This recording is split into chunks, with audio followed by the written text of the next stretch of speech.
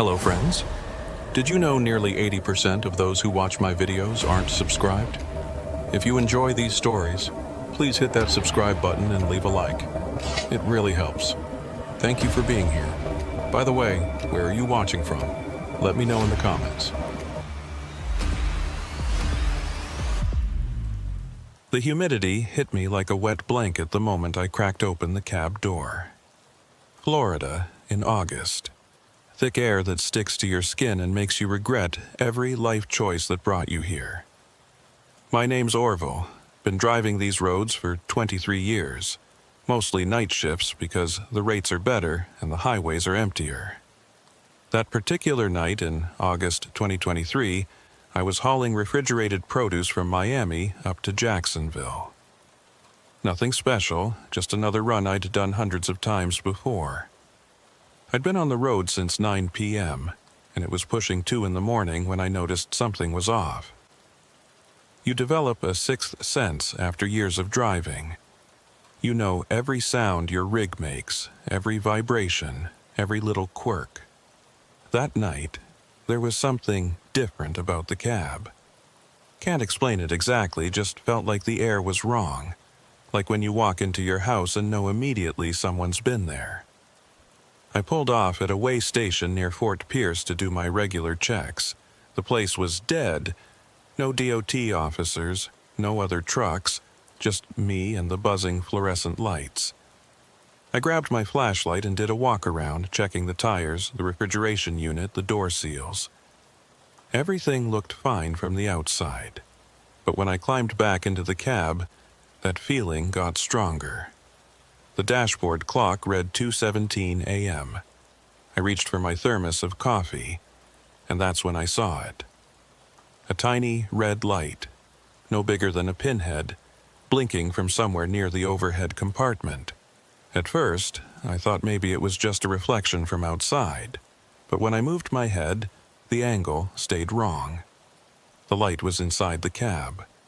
I've installed plenty of equipment in my years. GPS units, dash cams, CB radios. I know what belongs and what doesn't. This wasn't mine. My hands started sweating despite the AC running full blast. I grabbed my flashlight and stood up in the cab, careful not to bump my head on the sleeper berth entrance. The red light blinked again. Steady rhythm, like a heartbeat. There it was, tucked into the corner where the windshield meets the roof liner. Barely visible unless you were looking for it. A small black device, maybe the size of a quarter, with a tiny lens pointed directly at the driver's seat. My stomach dropped. Someone had put a camera in my truck. I sat back down heavy in the seat, mind racing. When? Where? The truck had been locked whenever I wasn't in it. I'd been driving solo for the past 3 days, no passengers, no lot lizards, nobody. The only time anyone else had access was during loading and unloading, but those guys never come near the cab. I thought about ripping it out right then, but something stopped me. If someone was watching, they'd know I found it. Better to play dumb, at least until I figured out what was going on. I forced myself to act normal, took a sip of coffee, adjusted my mirrors, checked my phone like nothing was wrong. But my hands were shaking. The dispatcher, Mabel, picked up on the third ring. She'd been working nights at the company for 15 years, knew every driver by voice. Orville, everything all right? You're not scheduled to check in for another hour. I kept my voice steady. Yeah, Mabel, just wanted to confirm the delivery address. Having some GPS issues. It was a lie. But I needed to talk to someone, needed to hear a familiar voice. Same as always, Jacksonville Distribution Center, Bay Street. You feeling okay? You sound different. Just tired. Hey, Mabel, has anyone been asking about my routes lately? Any new personnel at the terminals? There was a pause. That's an odd question. Not that I know of. Why? No reason. Just curious. I'll check in when I hit Jacksonville. I hung up before she could ask more questions. The red light kept blinking. I wondered how long it had been there. Days, weeks, someone had been watching me, watching everything I did in this cab. Every phone call, every stop, every time I changed clothes in the sleeper.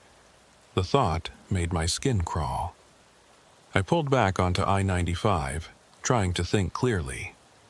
Who would do this? I didn't haul anything valuable enough to warrant surveillance. Produce doesn't exactly attract high-level criminals. No angry ex-wife, no gambling debts, no enemies I could think of.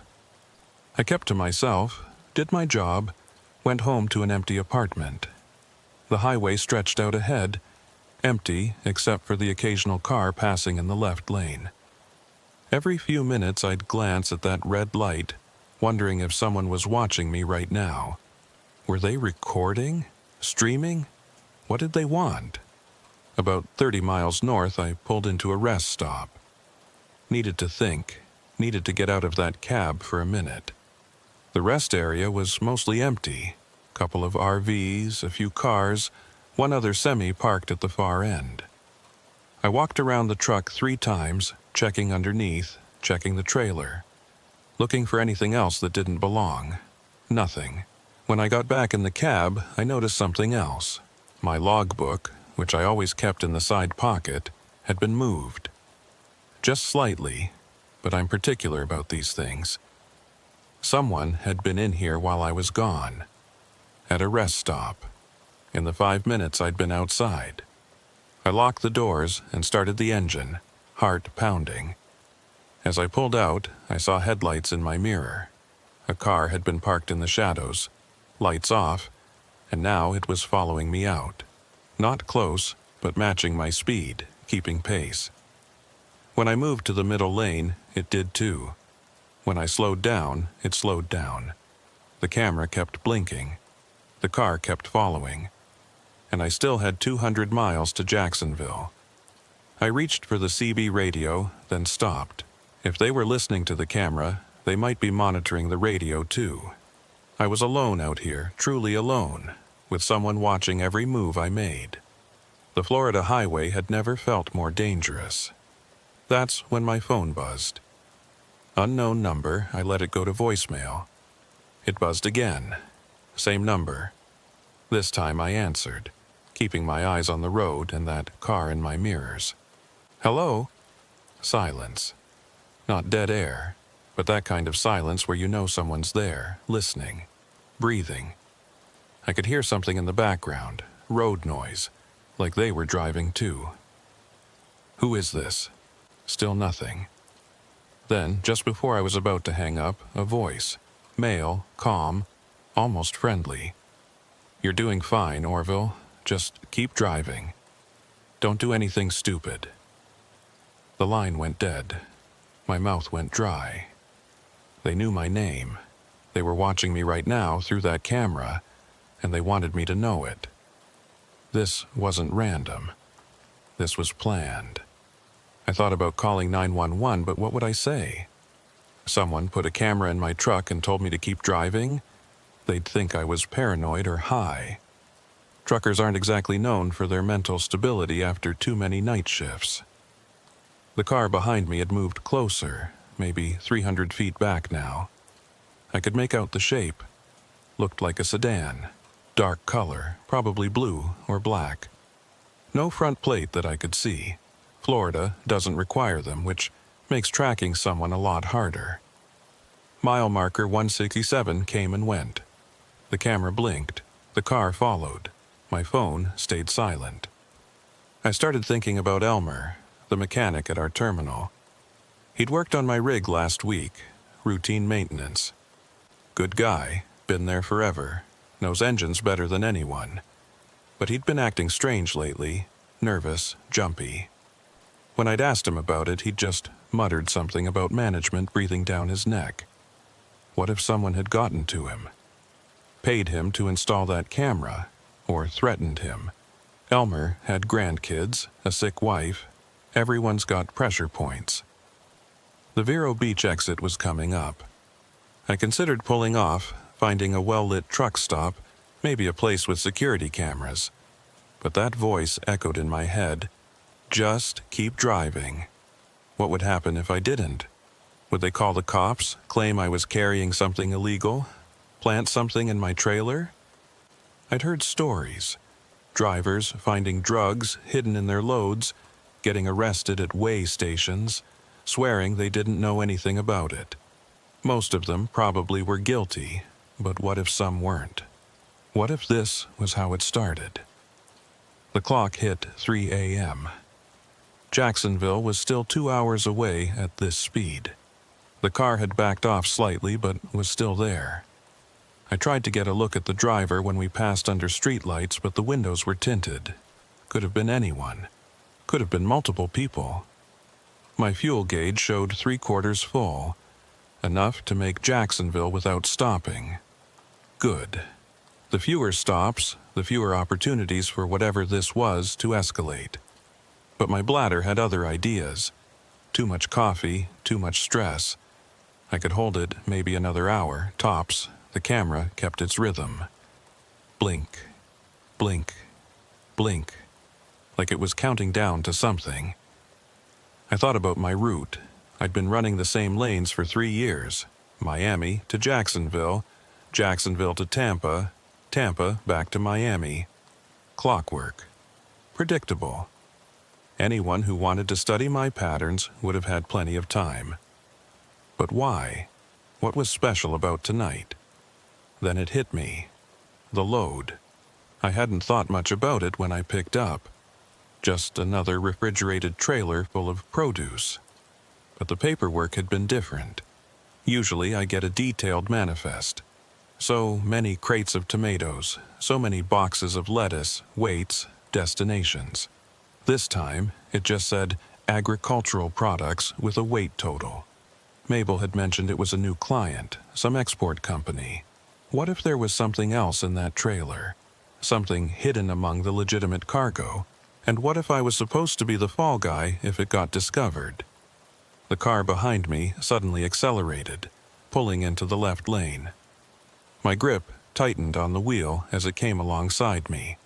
I kept my eyes forward, peripheral vision tracking its movement. It matched my speed for about 10 seconds. Felt like an hour, then pulled ahead and merged back into my lane. Now I could see it clearly in my headlights. Dark blue sedan, Florida plate starting with Y. The driver never looked back, just maintained speed about 500 feet ahead. Leading me now instead of following. My phone buzzed again. Text message this time. Unknown number. I glanced at it on the mount. Take exit 197. Pull into the pilot station. Park in the back row. Exit 197 was Fort Drum, middle of nowhere, the kind of place where bad things happen and nobody finds out until morning, if ever. Every instinct told me not to do it.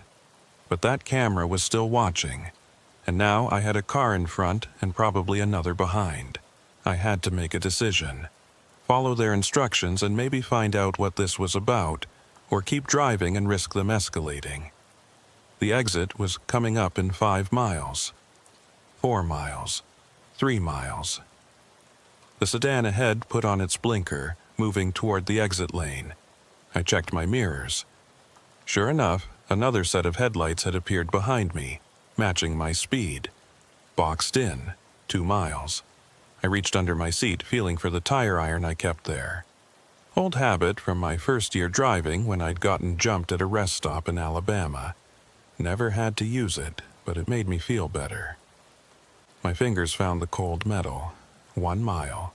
The exit sign loomed in my headlights. Pilot Travel Center, 24-hour. At least it would be lit. Probably have other truckers around. Unless they'd picked this spot because they knew it would be empty at this hour. August weeknight, not a major trucking route. Could go either way. I put on my blinker.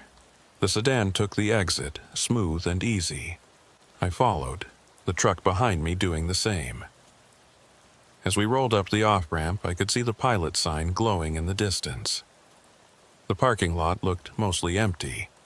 Few cars near the building, maybe 2 or 3 rigs in the truck parking area.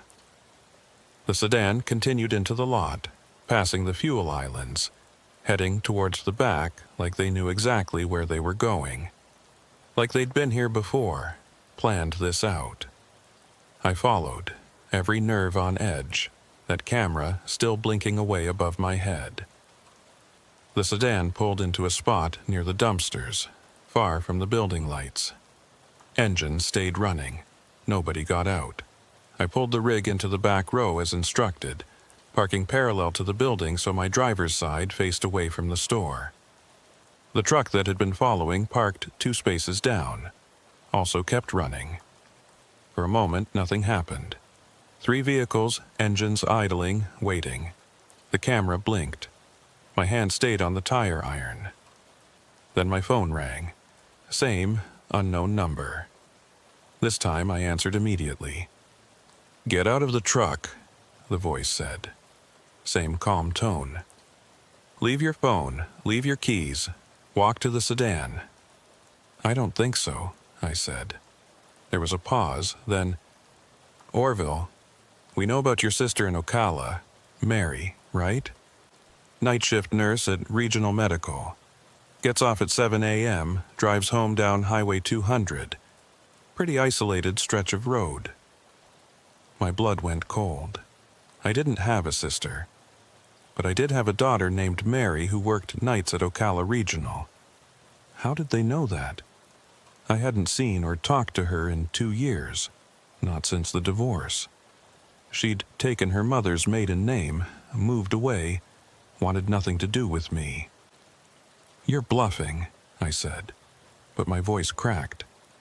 "Blue Honda Civic, license plate starting with K4P, lives in that apartment complex off Baseline Road. 2nd floor, unit 237, has a cat named Chester. Want me to keep going?" My hand was shaking now. This wasn't about the truck or the cargo. This was about something else, something bigger. And they'd done their homework. "What do you want?" "Get out of the truck. We just want to talk. 5 minutes, then you can go. But if you don't, if you drive away, if you call anyone, well, Mary's shift ends in 4 hours. Lot can happen on that lonely stretch of road." I sat there for 30 seconds, mine it maybe, weighing options. The rational part of my brain said this was all wrong, that I should call 911 right now. But the father in me, even the estranged father, couldn't risk it. They knew too much. This was planned down to the detail. "Okay," I said, "I'm coming out." I set the phone on the dash, pulled the keys, and opened the door. The Florida heat hit me again, thick and oppressive even at 3 in the morning. I could hear insects buzzing in the woods beyond the parking lot. The sedan's headlights stayed on, making it hard to see inside. As I walked toward the car, I heard footsteps behind me. Someone from the other truck. I didn't turn around, just kept walking, counting steps. 20 feet, 15, 10. The sedan's back door opened. "Get in," the voice from the phone said, except now it was coming from inside the car. I bent down to look inside. The man in the back seat was nobody special. Middle-aged, clean-shaven, polo shirt. Could have been an insurance salesman or a real estate agent. The kind of face you forget 5 minutes after seeing it. He was holding a tablet, and on the screen was a feed from the camera in my truck. Clear as day, you could see my empty driver's seat. "Please," he said, gesturing to the spot beside him. "We don't have much time." I got in, the door closed. The driver didn't turn around, just kept facing forward. Through the back window, I could see someone climbing into my truck. They were wearing the same kind of clothes I wore. Jeans, work shirt, baseball cap. "What the hell is this?" I asked. The man turned the tablet toward me. The feed had changed.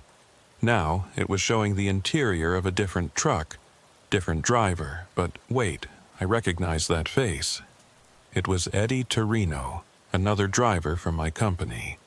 He was singing along to the radio, oblivious to being watched. "Eddie's carrying a special load tonight," the man said. "Something that needs to disappear between Miami and Jacksonville, but Eddie doesn't know that, and neither did you." "I don't understand." "Your company moves more than produce, Orville. Has been for years. Management skims a little here, adds a little there. Sometimes they need drivers who won't ask questions. Sometimes they need drivers who will. And sometimes," he tapped the tablet, "they need drivers who can be in two places at once." The person in my truck started the engine. From this distance in the dark, wearing similar clothes, they could pass for me, especially if the only evidence was grainy camera footage. "Your truck is going to break down in about an hour," the man continued. "Right near mile marker 215. Terrible spot, no cell service. You'll be stranded for, 3 hours, maybe 4, just enough time for someone else to be driving a very similar truck through a way station near Yeehaw Junction. Similar enough that if anyone checks the logs, the times won't quite match up. You couldn't have been in both places. You're setting me up." "No, Orville, we're setting you free. That camera in your truck, we didn't put it there, your company did. They've been watching all their drivers, looking for the ones they can trust and the ones they can't. You're too clean, too honest. So they were going to make you dirty, willing or not." "You're lying." He showed me another screen on the tablet. Email exchanges between two people I didn't recognize, discussing the Orville problem and necessary leverage. One mentioned my daughter by name. "Who are you people?" I asked. "Better you don't know. Let's just say not everyone in your company agrees with the new business model. Some of us remember when it was just about moving freight, not moving weight." The man reached into a bag and pulled out an envelope, thick with cash. 20,000, he said. "Enough to relocate, start fresh. Maybe somewhere closer to Mary, mend some fences. And if I say no, then you get back in your truck and drive to Jacksonville, deliver your load. Pretend none of this happened. But in about a week, maybe 2, federal agents are going to find something very interesting in your trailer. Something you swear you didn't know about. And that camera footage? Well, it's going to show you meeting with some very questionable people at a rest stop. People who might have paid you to look the other way." My mouth was dry. "So I'm screwed either way." "No. If you take this deal, you disappear tonight. The truck breaks down. You abandon it, vanish. The company reports it stolen. The heat comes down on them, not you.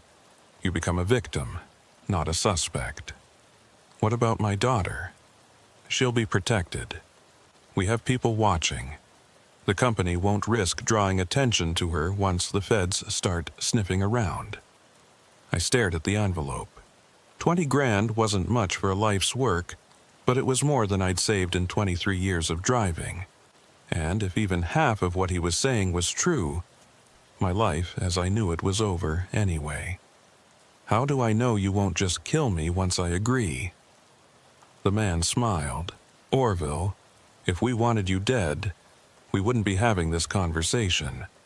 You'd have had an accident somewhere on I-95. Tired driver, jackknifed trailer, happens all the time." He was right about that. I'd seen enough wrecks to know how easy it was to make one happen. A cut brake line, a blown steer tire at the right moment. Nobody would question it. I took the envelope. "Smart man," he said. "There's a car parked behind the building. Silver Toyota, keys under the visor. Drive north, don't stop until Georgia. There's a motel reservation in Valdosta under the name Tom Franklin.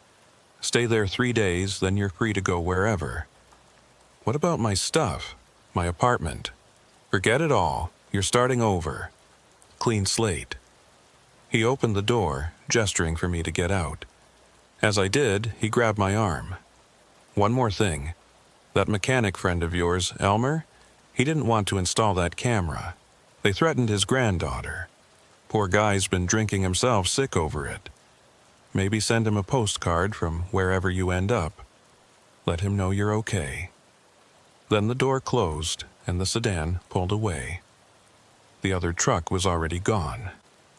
My rig sat there in the parking lot, running, waiting for a driver who would never come back. I walked around the building and found the Toyota. Keys right where he said. The tank was full, and there was a bag in the back seat with clothes my size, toiletries, even a new phone still in the box. As I drove away from that pilot station, I watched my truck disappear in the rearview mirror. 23 years of my life sitting in a parking lot in the middle of nowhere, Florida. But I was alive, my daughter would be safe. And sometimes that's the best you can hope for. I never made it to Valdosta. Somewhere around the Georgia line, I pulled off and called Mary from the new phone.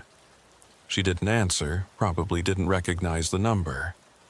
I left a voicemail telling her I loved her, that I was sorry for everything, and that I'd be in touch when I could. Then I turned west instead of north. Texas maybe, or New Mexico. Somewhere far from Florida, far from trucks, far from cameras hidden in dark corners. But sometimes, late at night, I still think about that camera blinking in my old cab.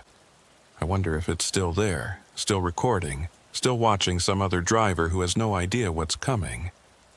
3 weeks before that night at the pilot station, everything had been normal. Or at least what passed for normal in the trucking world. I'd been hauling the Miami-Jacksonville route without incident, making my deliveries on time, keeping my logs clean. The money wasn't great, but it was steady. That's all I needed. The first sign something was off came during a regular Tuesday night run. I'd stopped at the terminal in Miami to pick up my load. Supposed to be 18 pallets of mixed produce heading to 3 different stops in Jacksonville. Mabel was working dispatch that night, like always. She'd been there so long she was practically part of the furniture. "Orville," she called out when I walked into the office. "Got something different for you tonight." I grabbed a cup of their terrible coffee from the machine. Different how? New client. Export company called Sunshine Agricultural Solutions. They specifically requested an experienced driver. Clean record, that's you. She handed me the paperwork. The manifest was vague. Just agricultural products with a total weight. No breakdown of individual items like usual. The pay rate was about 20% higher than standard. "They paying extra for a reason?" I asked. Mabel shrugged. "Management says don't ask questions. Just drive. On-time delivery bonus if you make it by 6 a.m. I should have walked away right then. In 23 years of driving, I'd learned that extra money always came with extra problems. But I was behind on rent, and my truck payment was due. Pride's expensive when you're broke. The loading took longer than usual. They had me park in Bay 7, which was around the back of the warehouse, away from the main loading docks. The crew that showed up wasn't our regular guys. These were contractors, quiet, efficient, didn't make small talk. They loaded the trailer and sealed it without letting me inspect the cargo. Another red flag I ignored. Elmer was there that night, doing maintenance on another rig. I walked over to chat while they finished loading. He looked rough, bags under his eyes, hands shaking slightly as he worked. "You okay, Elmer?" I asked. He glanced around nervously before answering. "Yeah, just tired. Been working doubles. Wife's medical bills, you know." I knew about his wife's cancer. The whole terminal knew. The company insurance covered some of it, but not enough. Never enough. "They got you doing anything special on my truck?" I tried to make it sound casual. "Just routine stuff," he said, not meeting my eyes. "Oil change, tire rotation. At 11 at night?" He dropped his wrench, the clang echoing through the garage. When he bent to pick it up, I saw his hands were really shaking now. "Orville," he said quietly, "just do your run. Don't ask questions. Please. Before I could respond, one of the supervisors appeared. Not our regular night supervisor, this was someone from corporate. Suit and tie at 11 p.m. "Everything good here?" the suit asked, looking between us. "All good," Elmer said quickly. "Just finishing up." The suit watched me walk back to my truck. I could feel his eyes on me the whole way. The run that night was smooth. No issues, no weird stops. Nothing unusual except that nervous feeling in my gut. I made the delivery on time, collected my bonus, and headed home. But when I did my post-trip inspection, I noticed something. The odometer didn't match. I was missing about 30 miles. Now, I'm meticulous about my logs. Have to be if you want to avoid DOT violations. I knew exactly how many miles it was from Miami to Jacksonville and back. I'd driven it hundreds of times. Those 30 miles weren't accounted for. I mentioned it to Mabel the next night. "Computer glitch, probably," she said, but she wouldn't look at me when she said it. "I'll make a note." The second run for Sunshine Agricultural was 3 nights later. Same vague manifest, same extra pay, same loading bay in the back. But this time, I was ready. I'd bought a small GPS tracker online, the kind worried parents put in their kids' backpacks. I hid it in the trailer before loading, tucked behind a support beam. That night, the loading crew was different again. Still contractors, still quiet, but I recognized one of them from somewhere. Couldn't place it, but something about his face was familiar. He noticed me watching and turned away quickly. The run went smooth again, made my delivery, got my bonus. But when I checked the GPS tracker later, it showed something interesting.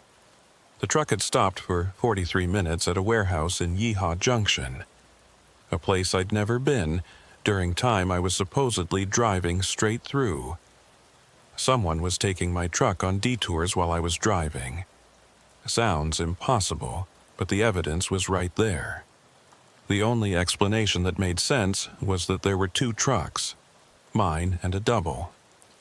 Someone was running a parallel route, and the GPS tracker had somehow ended up in the wrong truck. But that seemed even crazier. I started paying more attention after that. Little things I'd overlooked before suddenly seemed significant. The night security guard who always seemed to be watching me. The new cameras installed around the terminal. The way conversations stopped when I walked into the break room. On my 3rd run for Sunshine Agricultural, I tried something different. I kept a detailed log of everything, every mile, every minute, every stop. I even took photos with my phone, timestamps and all. If someone was messing with my truck or my loads, I'd have proof. That was the night I first noticed the sedan. It picked me up just north of Miami, staying about a quarter mile back. Dark blue, 4-door. Could have been any one of 1,000 cars on Florida highways. But it matched my speed perfectly. When I slowed down, it slowed down. When I changed lanes, it changed lanes. I pulled off at a rest stop near Fort Pierce to see what would happen. The sedan kept going, didn't follow me off. I felt stupid, paranoid. Stayed there for 20 minutes, used the bathroom, bought another coffee.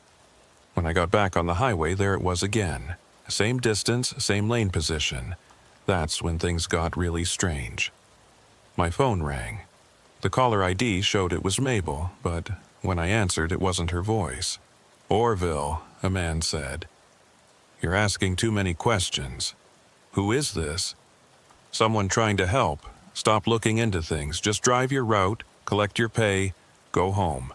"Where's Mabel?" "She's fine. She doesn't know I'm using her phone. Nobody does. I'm trying to keep you safe, but you need to stop digging." "Safe from what?" The line went dead. When I called back, Mabel answered, sounding normal. Said she hadn't called me. Must have been a crossed wire or something. Technology, right?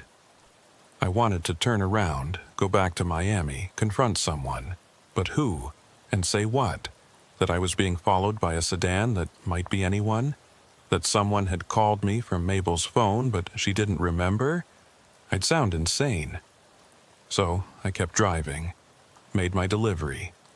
But I also made a decision. This would be my last run for Sunshine Agricultural. Whatever they were into, I wanted no part of it. When I got back to Miami that morning, I went straight to the dispatch office. Mabel wasn't there. Her shift had ended. The day dispatcher, a young guy named Kevin, said she'd called in sick for her next shift. That wasn't like Mabel. She never missed work. I drove to her apartment. Mabel lived in a complex near the airport, one of those places built in the 70s that looked tired even when it was new. Her car was in the parking lot. I knocked on her door for 5 minutes before she finally answered. She looked terrible. Hair a mess, eyes red like she'd been crying. She opened the door just a crack, chain still on. "Orville? What are you doing here?" "Checking on you. Kevin said you called in sick." "I'm fine, just need some time." "Mabel, what's going on? Is someone threatening you?" Her eyes went wide. She looked past me, scanning the parking lot. "You need to leave now." "Not until you tell me what's happening." She stared at me for a long moment, then undid the chain. "Come in, quick." Her apartment was dark, curtains drawn. She led me to the kitchen, put on coffee with shaking hands. "They came to see me last night," she said. "After you left for your run, 2 men. They knew things, Orville, about my daughter in California, about my grandson's school. They said if I didn't cooperate, didn't keep my mouth shut." "About what? What are they moving in those trailers?" "I don't know. I swear I don't. But it's not produce. The real loads get swapped out somewhere. The paperwork gets changed. By the time you deliver, everything looks legitimate. We need to go to the police." She laughed, but there was no humor in it. "With what evidence? Besides, one of those men showed me a badge. Said he was federal, that this was part of an investigation, that interfering would be obstruction of justice." "You believed him?" "I don't know what to believe anymore.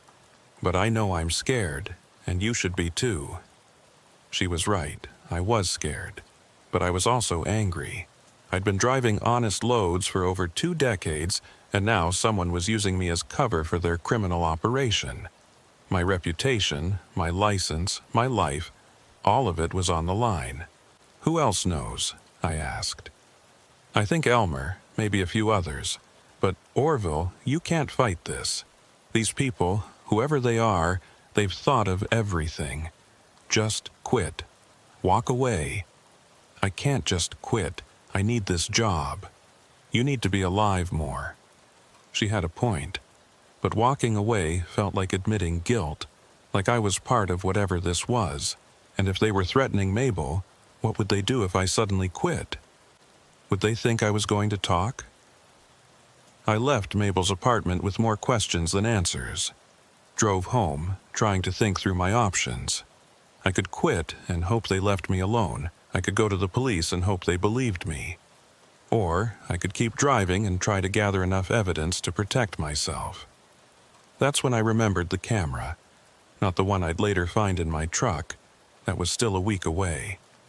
This was my dash cam. I'd installed it years ago after a close call with an insurance scammer. It recorded everything, forward and rear views, with GPS coordinates and timestamps. I pulled the memory card and went through the footage from my last 3 runs. Hours of highway, nothing unusual. But then I found it. During my second run, while I was supposedly driving straight through, there was a gap in the recording. 43 minutes of nothing. The exact same time my GPS tracker showed the truck stopping at that warehouse. Someone had tampered with my dash cam. They'd need access to my truck to do that, which meant someone at the terminal was involved. Someone I trusted. I thought about Elmer again. The way his hands shook. The way he couldn't meet my eyes. He'd been doing maintenance on my truck the night before each Sunshine Agricultural run. Perfect opportunity to access the cab. I drove back to the terminal that night. Elmer's shift started at 10. I waited in the parking lot, watching. He showed up at 9:45, but he wasn't alone. A black SUV followed him in, parked near the entrance. 2 men got out, walked him to the garage. They didn't touch him, but the threat was clear in their body language. That's when I understood. Elmer wasn't part of this by choice, just like Mabel, just like me. We were all being used, manipulated, threatened into compliance. The men stayed for about an hour. When they left, I waited another 10 minutes before approaching Elmer. He was under a truck, wrench in hand, but not really working, just going through the motions. "Elmer," I said. He jerked, banging his head on the chassis. Came out rubbing his skull, oil on his face. "Jesus, Orville, you scared me." "We need to talk." "No, we don't, please. Just leave me alone. They threatened your granddaughter." He froze. Tears started rolling down his face, mixing with the oil and grime. "How did you know?" "Lucky guess. What did they make you do to my truck?" He looked around, made sure we were alone. GPS tracker, hidden camera, something with a dash cam, I don't know what exactly. They gave me the devices, told me where to install them. "Who are they?" "I don't know. They just showed up one night, had pictures of Lily at her school, said if I didn't help there'd be an accident. She's only 7, Orville, 7 years old. This can't go on." "You think I don't know that? You think I sleep at night? But what choice do I have?" He was right. What choice did any of us have? They'd found our weak spots and exploited them. Family for Mabel and Elmer. For me, it was simpler. I was already isolated, already vulnerable. No family to threaten, so they'd use me until I became a liability. "There has to be someone we can trust," I said. "FBI, state police, someone." "You don't get it," Elmer said. "That badge Mabel saw, I saw it too.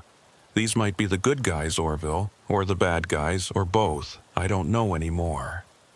He went back under the truck, conversation over.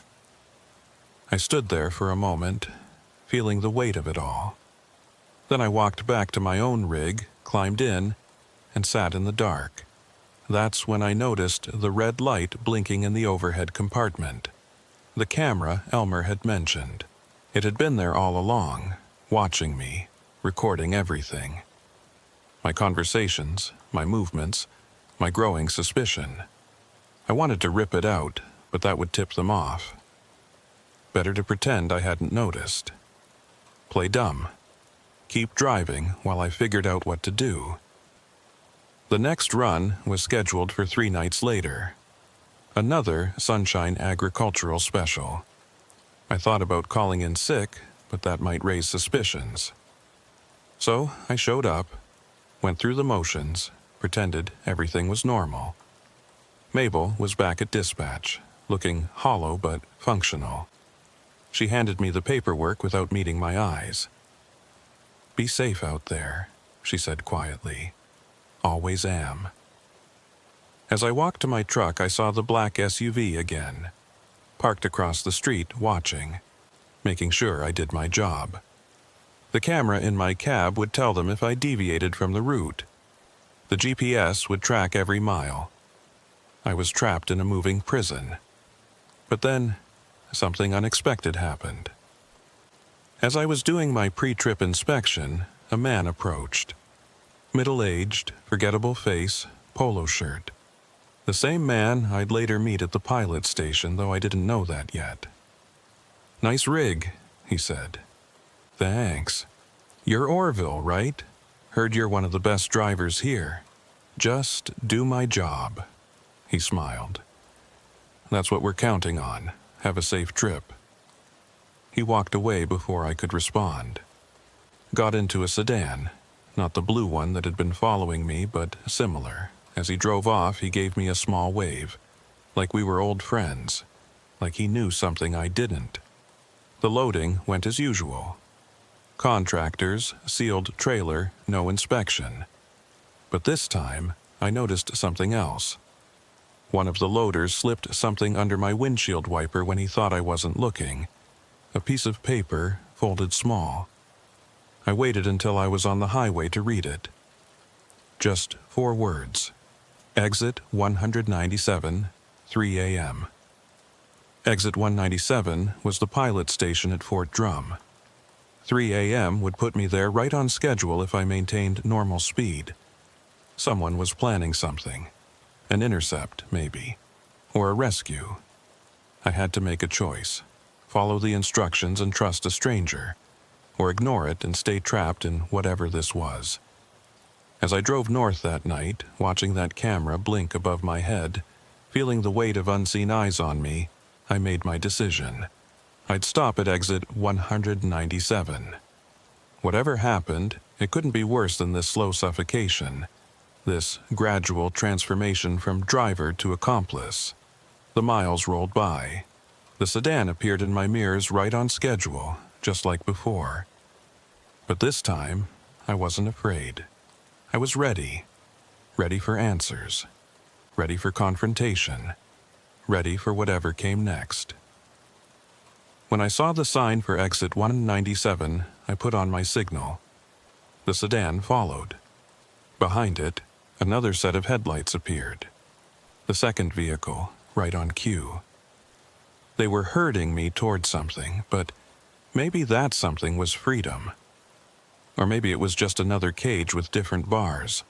Either way, I was about to find out. The silver Toyota handled differently than my rig.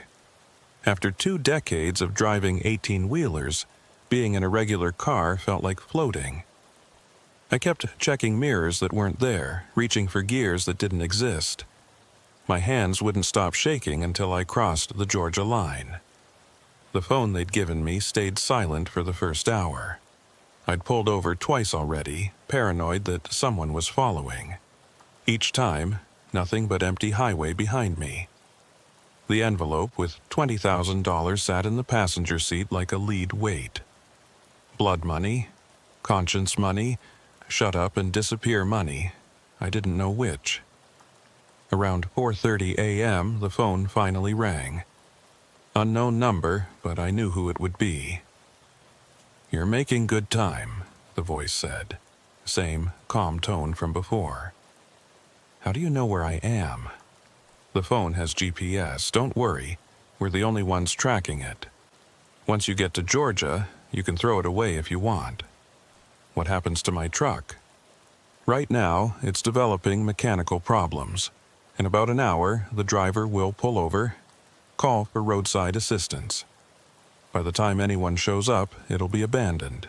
The cargo will be gone." "The illegal cargo, you mean?" There was a pause. "There never was any illegal cargo in your trailer, Orville. That's the beauty of their system. You were always hauling legitimate produce. But while you were driving your route, an identical truck with illegal cargo was using your paperwork, your identity, your clean record to move through way stations. A shell game." "Exactly. You were the shell that hid the real game. And when things went bad, which they always do eventually, you'd be the one holding the bag." "Why are you telling me this?" "Because you deserve to know. And because we need you to stay gone. If you resurface too soon, it complicates things." "Who's we?" "Better you don't know. Just understand that not everyone in your company wanted this arrangement. Some of us have been working to expose it for months. Tonight was our chance."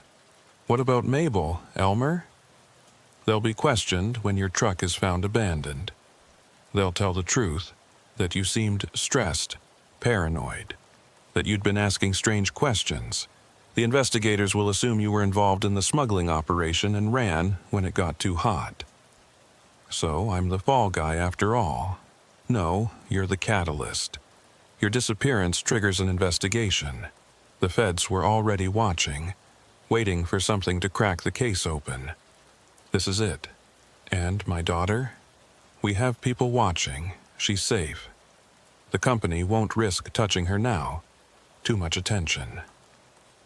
The phone went dead. I threw it out the window somewhere near Valdosta, watched it shatter on the asphalt in my rearview mirror, one less chain binding me to whatever I was leaving behind. But I couldn't stop thinking about that camera in my truck. How long had they been watching? Every private moment, every phone call home, every time I'd broken down crying after the divorce. It was all recorded somewhere, filed away, ready to be used against me. I thought about Mary, my daughter. We hadn't spoken in 2 years, not since the night she'd told me I was a stranger to her, that I'd chosen the road over family. She wasn't wrong. I'd spent her childhood driving, missing birthdays, school plays, graduations. The money was supposed to make up for it, but money can't buy back time. Now I had $20,000 and all the time in the world, but no way to spend it with her. Not yet. Maybe not ever. The sun was coming up as I reached the outskirts of Valdosta. The motel reservation was real, a run-down place called the Starlight Inn, the kind that still used actual keys instead of cards. Room 117, paid for 3 nights under the name Tom Franklin. I sat in that room for hours, staring at the water-stained ceiling, trying to process what had happened. In one night, I'd lost my job, my identity, my entire life. But I was alive, and according to the man on the phone, I'd helped expose something corrupt. That had to count for something. The local news that evening mentioned my truck. Abandoned big rig found on I-5, driver missing, FBI investigating possible connection to interstate smuggling ring. They showed my picture, an old CDL photo from 5 years ago. I looked younger, less tired, like someone who still believed in the American dream of honest work for honest pay. For 3 days I stayed in that room, only leaving to get food from the vending machines. The news coverage expanded. They found the second truck, the one that had been doubling my routes. The driver, when caught, started talking immediately. Names, dates, routes. The company's stock plummeted. Federal agents raided the terminal in Miami. They interviewed Mabel on the news. She looked exhausted, but relieved, like a weight had been lifted. She told them about the threats, the surveillance, the fear. She mentioned me, said I was a good driver who'd gotten caught up in something beyond my control. She hoped I was safe, wherever I was. Elmer wasn't interviewed, but the news mentioned him. He'd provided crucial evidence, the devices he'd been forced to install, the dates and times, descriptions of the men who'd threatened his granddaughter. He was being treated as a witness, not a suspect. That was good. Elmer deserved peace. On the 4th day, I left Valdosta. Didn't know where I was going, just drove west. The Toyota ate up miles like my rig used to, but quieter, lonelier. I stopped at truck stops out of habit, parked among the big rigs, listened to the drivers talk. Nobody recognized me. I was just another face in the crowd. Somewhere in Alabama, I bought a prepaid phone and called the number I'd memorized but never used. Mary's number. It rang 4 times before she answered. "Hello?" Her voice hit me like a physical blow. Same as her mother's, but younger, less bitter. "Mary, it's me." Silence. Then, "Dad, what number is this?" "It's complicated. I just wanted you to know I'm okay." "The news says you're missing, that you were involved in some smuggling thing." "I wasn't. I swear I wasn't, but I can't come back. Not yet." "Are you in danger?" "No, not anymore. I wanted to hear your voice, to tell you I'm sorry, for everything." She was quiet for so long I thought she'd hung up. Then, "Mom always said you'd end up running from something. She just thought it would be us." "I did run from you. From responsibility." from being a real father. This is different, but it's also the same. I'm good at leaving, not so good at staying. Where will you go? I don't know. Somewhere I can start over. Maybe do something different, not driving. You love driving. I loved the escape it provided. The excuse to not deal with real life, but real life catches up, one way or another.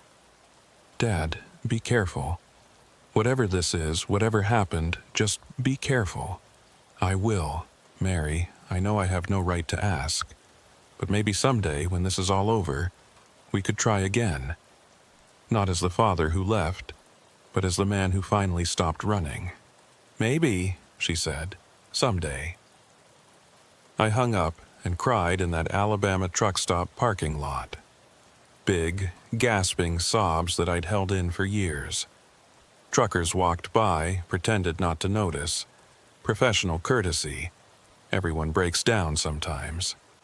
I drove for 6 more days, zigzagging across the South, no real destination in mind. The money would last a few months if I was careful. Enough time to figure out what came next. I thought about going to Mexico, starting over completely, but I didn't speak Spanish and I was too old to learn new tricks. Instead, I ended up in a small town in West Texas, one of those places with more cattle than people. Got a job at a local garage, working on cars instead of driving them. The owner, an old veteran named Chuck, didn't ask questions about my past, just cared if I could turn a wrench. I rented a trailer on the edge of town, nothing fancy, but it was mine. No cameras, no surveillance, no one watching. For the first time in years, I felt like I could breathe.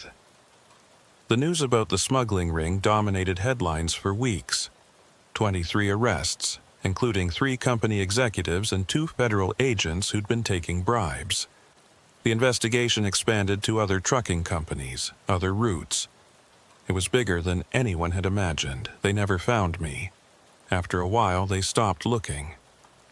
I was listed as a missing person, possibly deceased, likely a victim of the criminal organization I'd unwittingly served. In a way, they were right.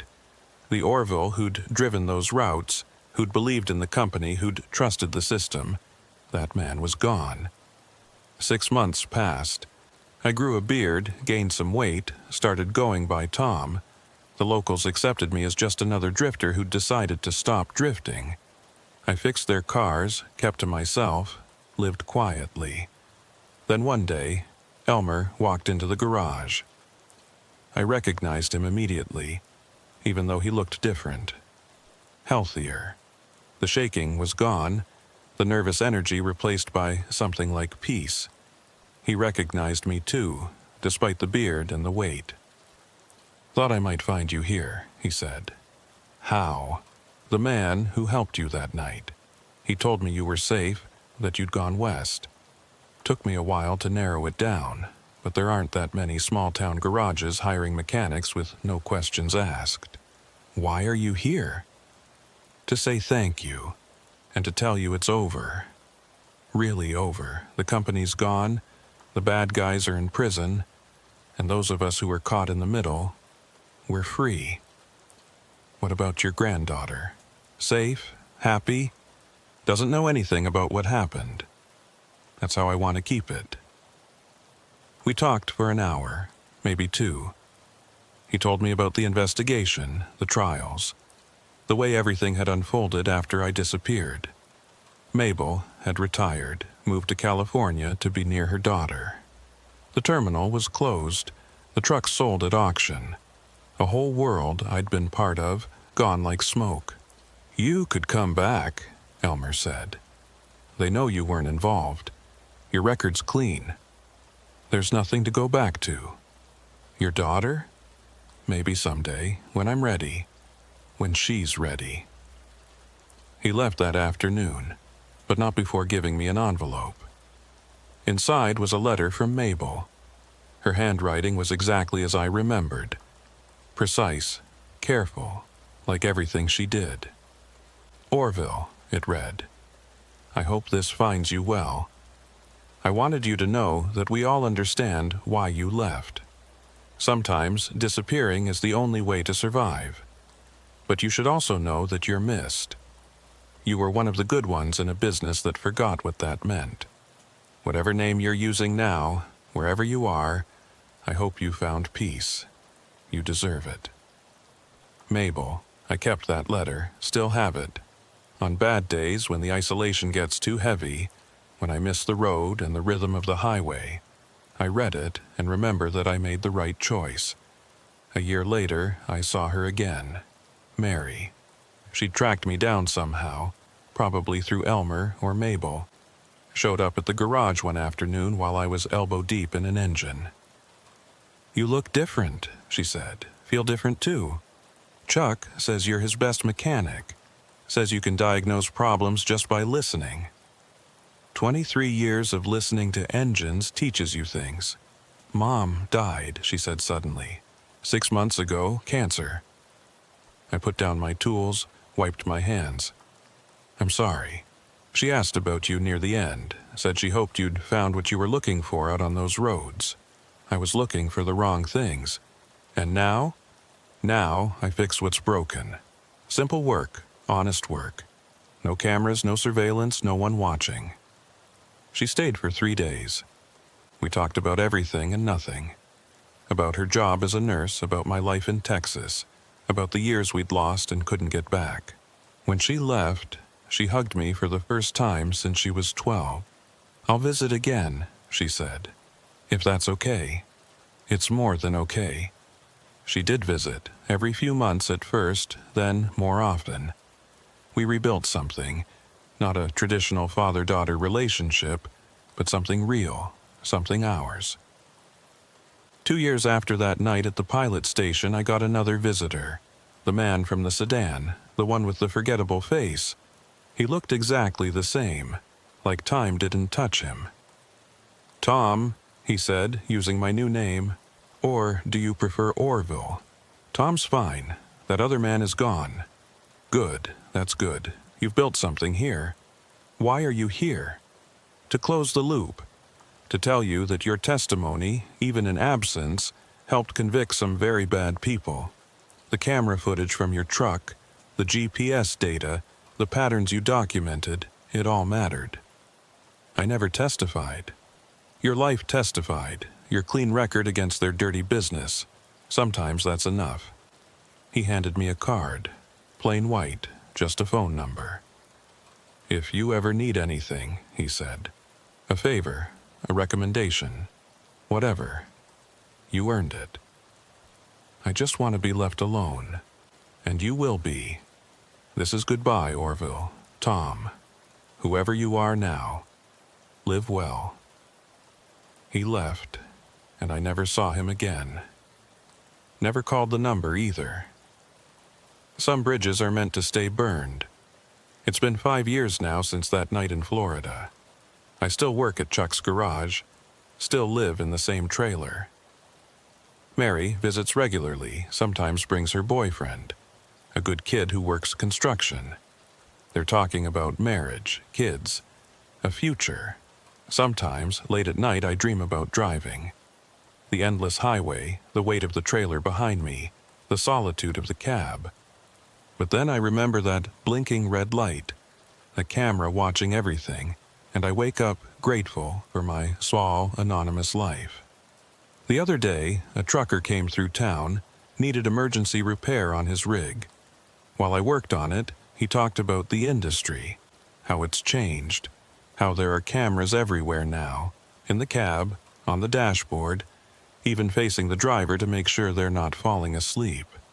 No privacy anymore, he said. Companies watch everything. That must be hard, I said, keeping my voice neutral. You get used to it. Besides, if you're not doing anything wrong, what's there to hide? I wanted to tell him that it's not about having something to hide.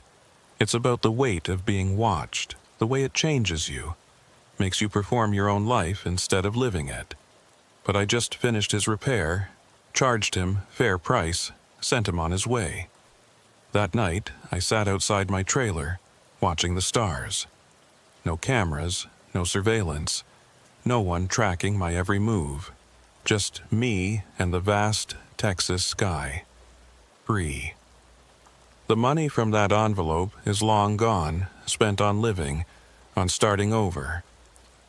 But what I gained, the peace, the anonymity, the second chance, that's priceless. Not everyone gets to disappear and rebuild. Not everyone survives their past. I think about Orville sometimes, the man I used to be. 46 years old, divorced, estranged from his daughter, driving endless nights to avoid dealing with his life. He wasn't a bad man, just lost. The camera in his truck wasn't what trapped him. He was already trapped, had been for years. In a strange way, that night at the pilot station freed him, freed me. The men who threatened and manipulated us thought they were in control, but they gave us something precious, a reason to run, to start over, to become someone new. I'm Tom now, 51 years old, mechanic, father to a daughter who visits, friend to a few locals who don't ask questions. It's a smaller life than Orville's, quieter, but it's real. No one's watching. No one's recording. No camera blinks in the darkness above my head. Sometimes that's all freedom is.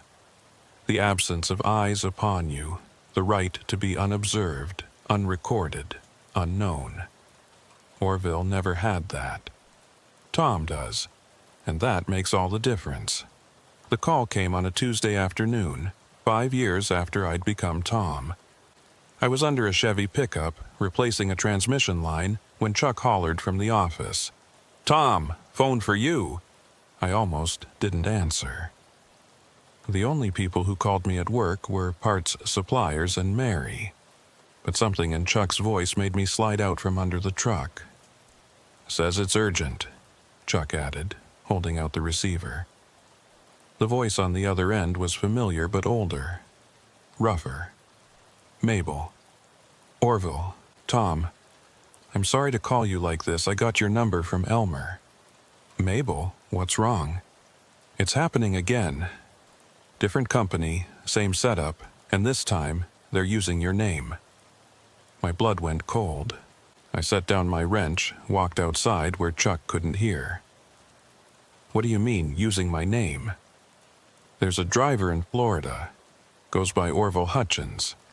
Has your old CDL number, your birthday, everything. He's been running routes for 6 months. Miami to Jacksonville. Same route you used to run.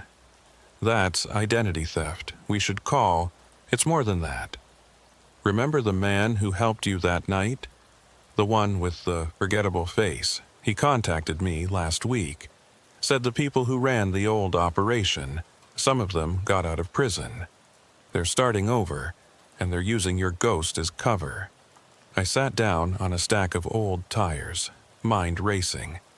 I'd been Tom for so long, I'd almost forgotten Orville could be resurrected. Why my identity? Because you're perfect. Missing, presumed dead, but never officially declared so. Clean record before you disappeared. They can run drugs for years under your name, and if they get caught, who's going to prosecute a dead man? The FBI must know. The FBI thinks you're dead. Case closed. This new operation, it's smarter, smaller. They learned from their mistakes. What do you want me to do about it? There was a long pause. The man who helped you, he needs you to come back. Not permanently, just long enough to prove you're alive, that someone's stealing your identity. It's the only way to stop them. I can't go back. I have a life here. They know about Mary. Those 4 words changed everything. My hand tightened on the phone. What about Mary? She's safe for now. But if this operation succeeds, if they establish themselves using your name, she becomes leverage. They'll always have that connection to you through her. I thought about my daughter, about the life she'd built, the future she was planning. She didn't deserve to be pulled into this again.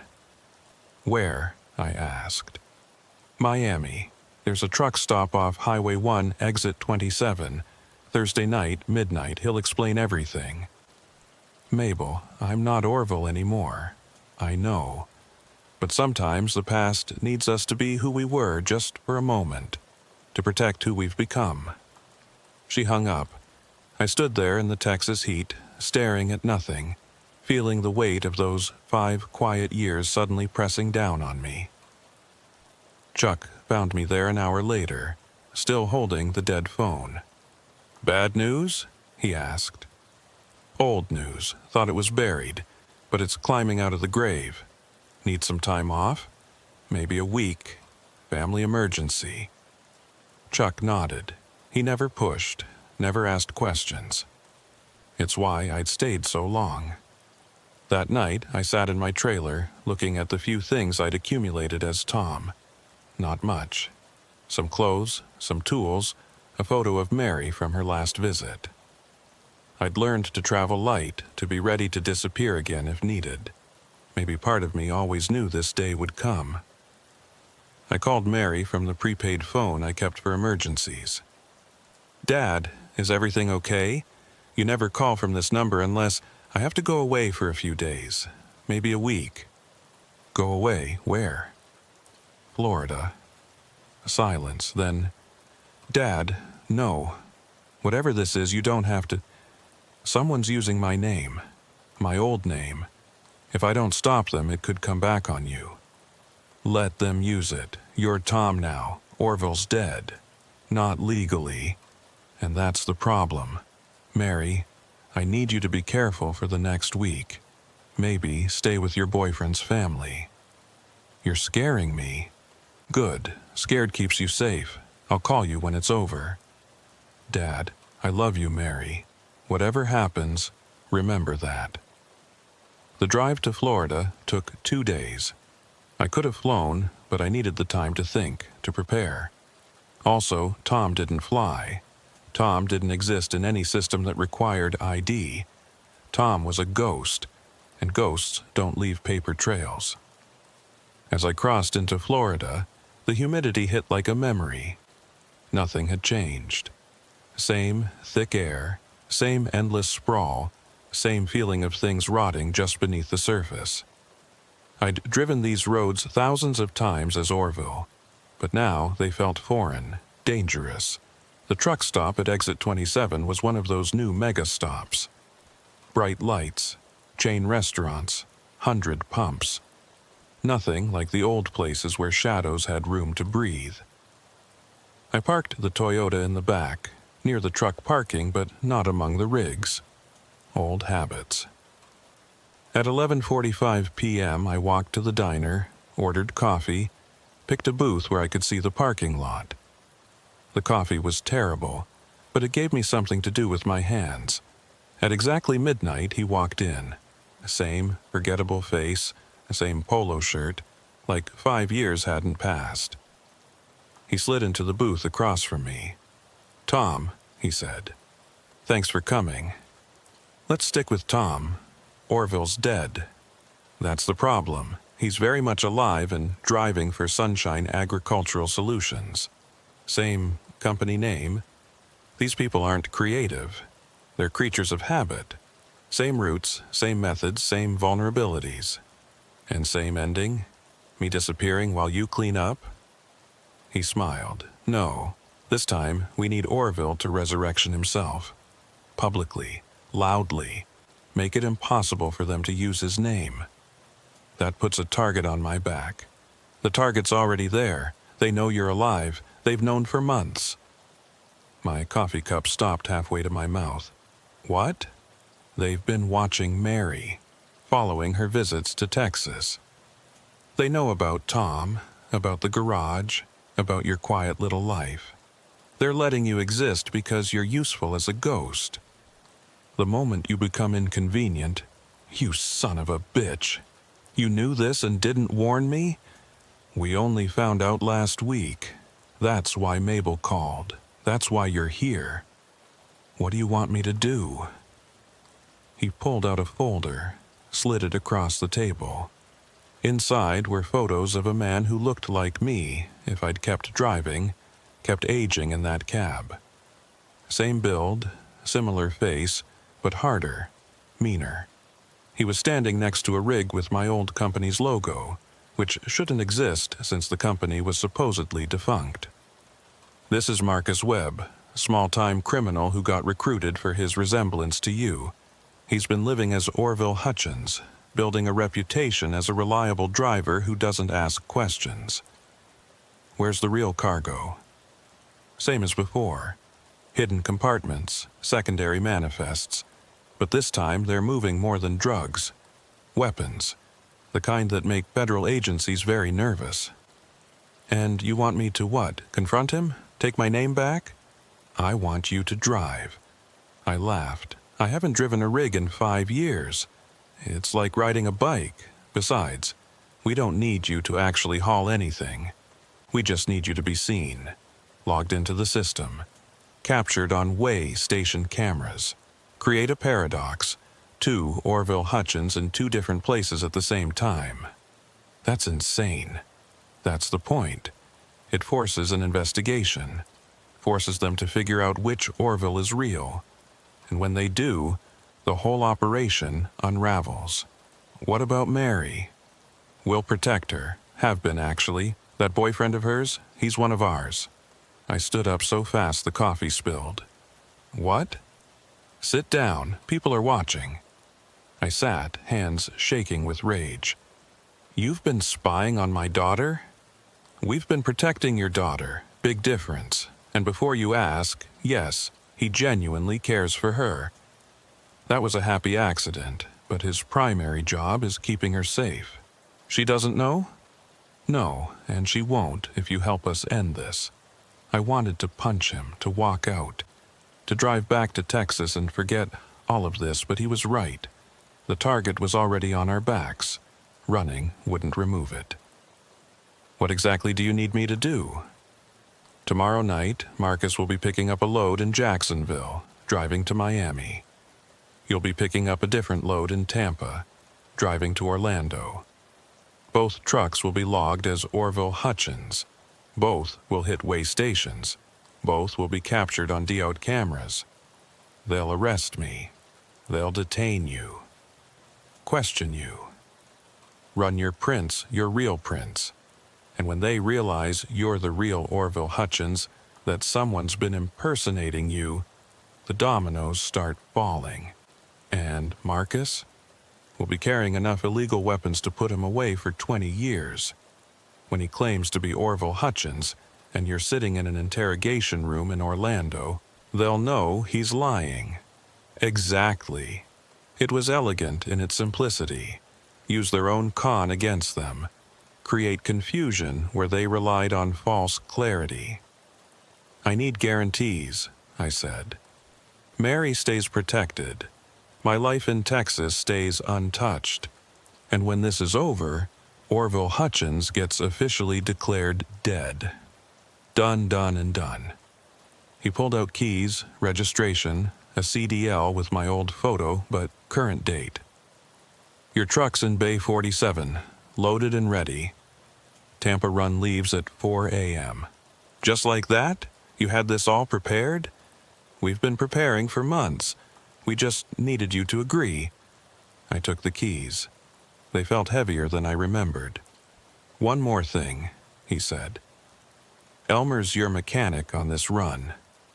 Elmer's here? He volunteered, said he owed you. He's waiting at the truck. I found Elmer in Bay 47, doing a pre-trip inspection on a rig that looked exactly like my old one. Same model, same color, even the same company logo that shouldn't exist anymore. This is surreal, I said. Elmer turned, smiled. He looked good, healthy, clear-eyed. Tom, he said. Or should I say Orville? Let's stick with Tom until I'm in that cab. Fair enough. She's ready to roll. Everything's been triple-checked. Even installed a camera in the cab. What? He laughed. Kidding. But I did check for them. Clean as a whistle. We went through the inspection together, like old times. The muscle memory was still there, checking brake lines, tire pressure, fifth wheel connection. My hands knew what to do even if my mind resisted. "You don't have to do this," Elmer said as we finished. "Yeah, I do. They're using my name, threatening my daughter.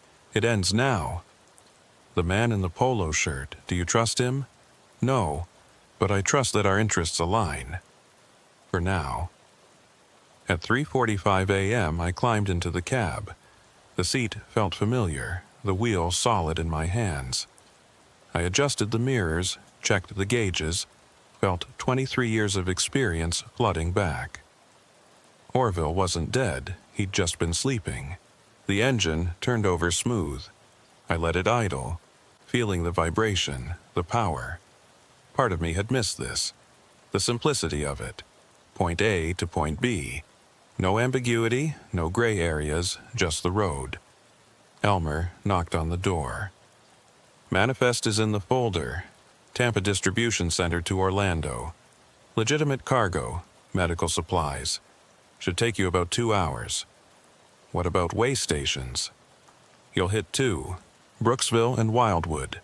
Both have facial recognition now. Make sure they get a good look at you. And Marcus? He'll hit different stations about the same time. The system will flag the duplicate entries. Questions will be asked."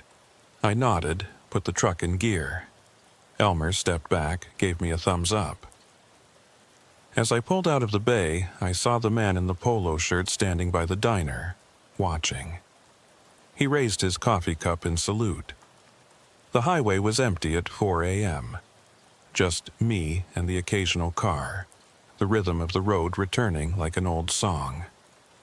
I'd forgotten how meditative it could be, how the miles could eat away anxiety, leave only focus.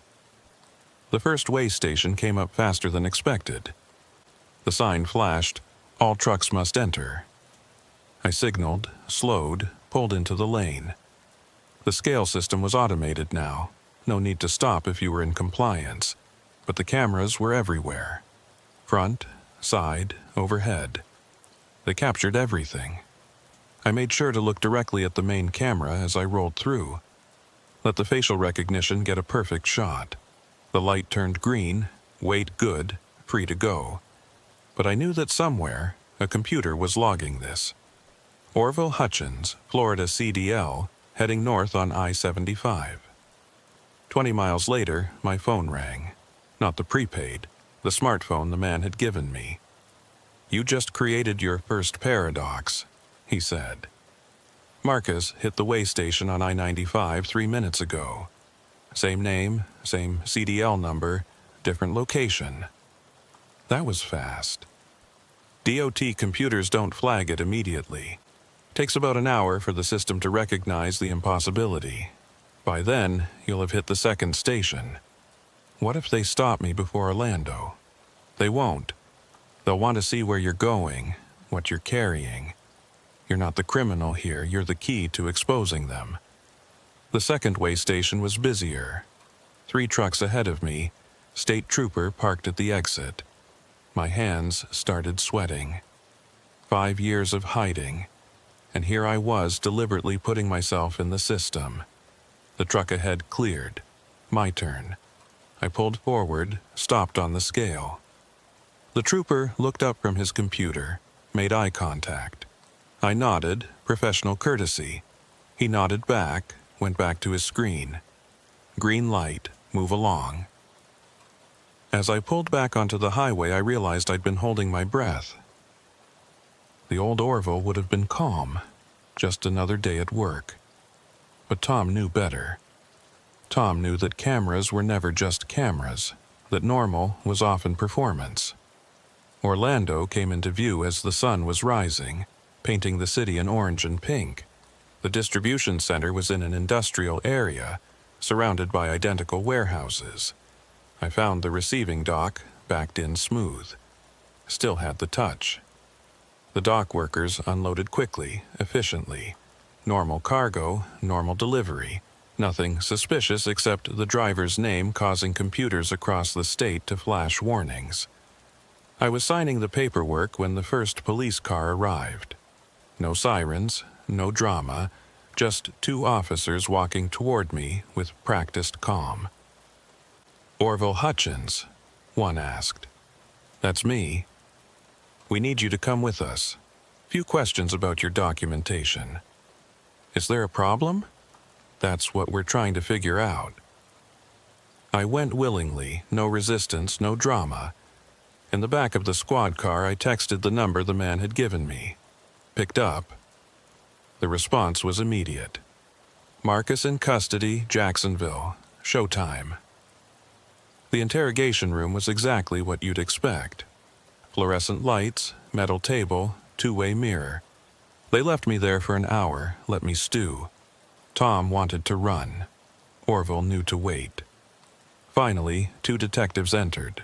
One older, heavy, looked tired. One younger, sharp, eager. "Mr. Hutchins," the older one said, "we have a problem." "What kind of a problem?" He set down a tablet, showed me a split screen. Two photos, both supposedly me, taken at different way stations at the exact same time, 200 miles apart. "Care to explain how you can be in two places at once?" "I can't. That's impossible." "That's what we thought. So we ran prints from both scenes." The younger detective leaned forward. "The prints from Jacksonville don't match anyone in our system. But yours," he tapped the table, "yours match Orville Hutchins, CDL issued 2001, reported missing 2018. I've been living in Texas, off the grid, personal reasons. And you just decided to start driving again, today, under your old name?" "I never stopped being Orville Hutchins, just stopped using the name for a while." They exchanged glances. The older detective pulled out another photo. Marcus, in custody, looking angry. "This man claims to be Orville Hutchins, has documentation, employment records, 6 months of driving history. Then he's lying. Why would someone pretend to be you?" I thought about how much to reveal. The man in the polo shirt had said to tell the truth, mostly. 5 years ago, I walked away from a bad situation. A company I worked for was involved in smuggling. I discovered it, got threatened, disappeared for my own safety. If someone's using my name now, it's probably connected to that. The younger detective was taking notes rapidly. "You're saying this is connected to the Sunshine Agricultural case? Same company name, same routes, you tell me. Mr. Hutchins, are you willing to testify to your identity? Take a polygraph? Whatever you need." They kept me for 6 hours. Fingerprints, photographs, detailed statement. By the time they were done, Marcus had been caught with enough weapons to arm a small militia. His prints came back as Marcus Webb, wanted in 3 states. The fake Orville was exposed, but more importantly, the investigation exploded outward. The new Sunshine Agricultural, the routes, the other drivers, all of it unraveled because 2 men couldn't be in 2 places at once. They released me at sunset with a warning not to leave the state. I walked out to find the man in the polo shirt waiting with my Toyota. "Well played," he said. "Is it over?" "This part is. Marcus is talking, names are being named, arrests are being made. And my name? Will be cleared, officially. We'll also process the death certificate you wanted. Orville Hutchins died in a trucking accident in 2018. Body never recovered. So I'm dead again. Free to be Tom permanently. What about Mary's boyfriend? We'll propose next month. Genuinely. His protective duties ended the moment Marcus was arrested. If you're lying, I'm not. Go home, Tom. Go back to your garage, your quiet life. You've earned it." I took the keys, started walking to my car, then turned back. "The cameras," I said. "They're everywhere now, in trucks, on highways, in our pockets. How do we stay free when everyone's watching?" He smiled that forgettable smile. You don't stay free by hiding from cameras. You stay free by being so boring they stop watching. Be Tom. Fix cars. Live quietly. The cameras will move on to more interesting subjects. And if they don't, then we'll have this conversation again. But I don't think we will. I drove back to Texas that night, 12 hours straight, windows down, radio off. Just the sound of the road, the rhythm of the miles. At the state line, I pulled over, took out the CDL with Orville's name, and tore it into pieces. Let them blow away in the wind. Tom drove the rest of the way home. Chuck didn't ask questions when I showed up for work 3 days later. Just handed me a work order, pointed at a Ford that needed a new alternator. I got to work, hands steady, mind clear. That afternoon, Mary called. "Dad, you okay? You sound different." "I'm good, really good. How's everything with you?" "Actually, I have news. David proposed. We're getting married." I smiled, genuine for the first time in days. "That's wonderful, sweetheart. He's a lucky man. Will you walk me down the aisle?" "If you'll have me." "Of course. Dad?" "Yeah." "Whatever you did in Florida, whatever that was about, thank you. I don't need to know details. I just need to know you're home safe." "I'm home, and I'm staying." That night, I sat outside my trailer. No lights except the stars. Somewhere, cameras were recording, databases were updating, algorithms were analyzing. But not here. Not Tom fixing cars in a small Texas town. I thought about Elmer, probably back home with his granddaughter. About Mabel in California, finally at peace. About Marcus in federal custody, the real criminals being rounded up. But mostly, I thought about nothing. Just sat in the quiet, no one watching, no red lights blinking in the darkness above. Free. The camera in Orville's truck had started it all. The fear of being watched, of being exposed, of losing control. But the real prison had been the life I'd built around that fear. Running loads I didn't want to run. For people I didn't trust. Because I didn't know how to stop. It took being forced to disappear to learn how to truly exist. It took losing Orville to find Tom. And it took facing the cameras one last time to realize they only had power if you had something to hide. Now I had nothing to hide. Tom was clean, boring, invisible. The perfect ghost in the machine age.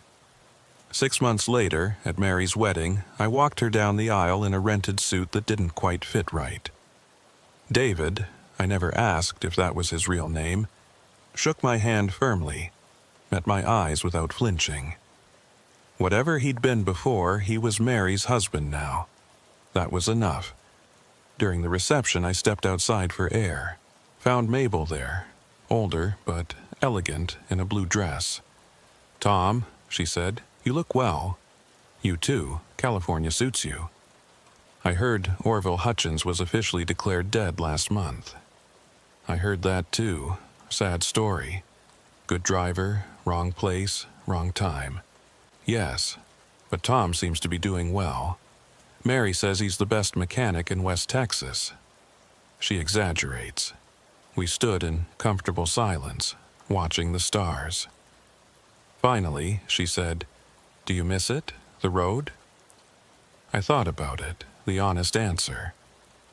I miss the simplicity, the clarity, but not the loneliness, not the running. And the cameras, they're still there, everywhere. But I don't see them anymore, or maybe they don't see me.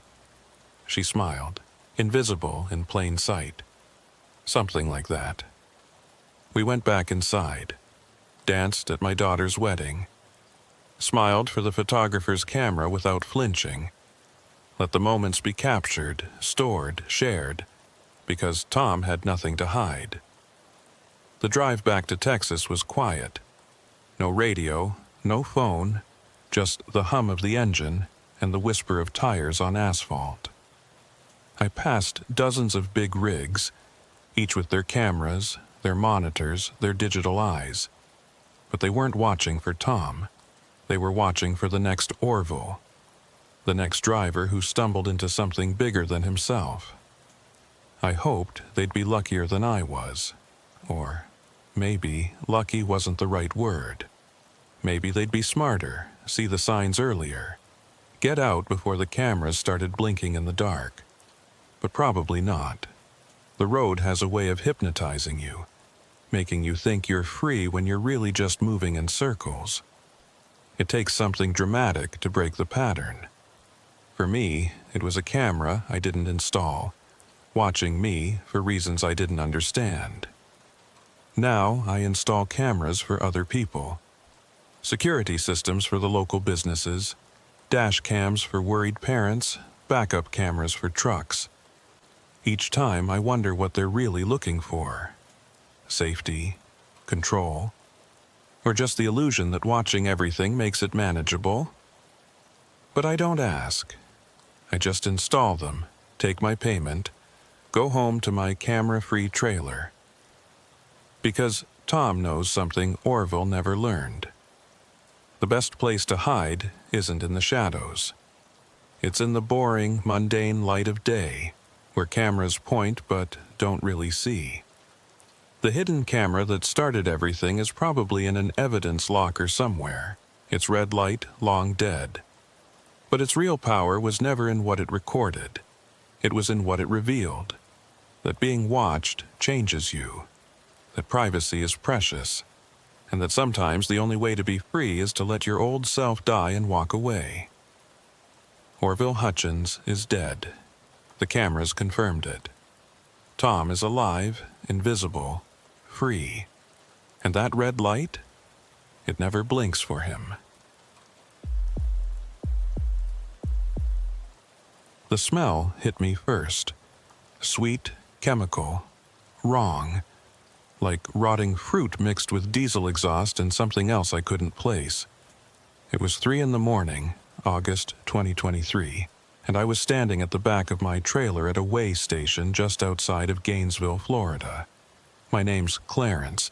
Been driving trucks for 31 years, and in all that time, I'd never smelled anything like this coming from a refrigerated load of supposed strawberries. I'd picked up the load 6 hours earlier in Plant City, the strawberry capital of Florida. Standard run to Atlanta, nothing special about it except the pay was better than usual and the loading crew had been weird about letting me inspect the cargo. Bertha, the loading supervisor, had practically pushed me away from the trailer when I tried to check the pallets. "Everything's fine, Clarence," she'd said, sweat dripping down her face despite the cool night air. "Just fresh strawberries, packed and ready. You don't want to break the cold seal." I'd been in this business too long to argue with dispatchers and supervisors. You pick up, you deliver, you get paid, don't ask questions. But that smell was making me nervous.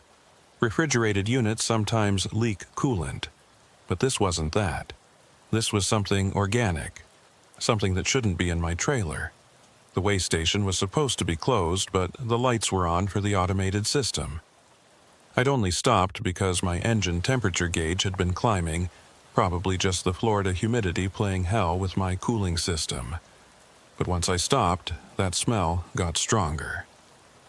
I walked around to the back of the trailer, put my hand on the door handle.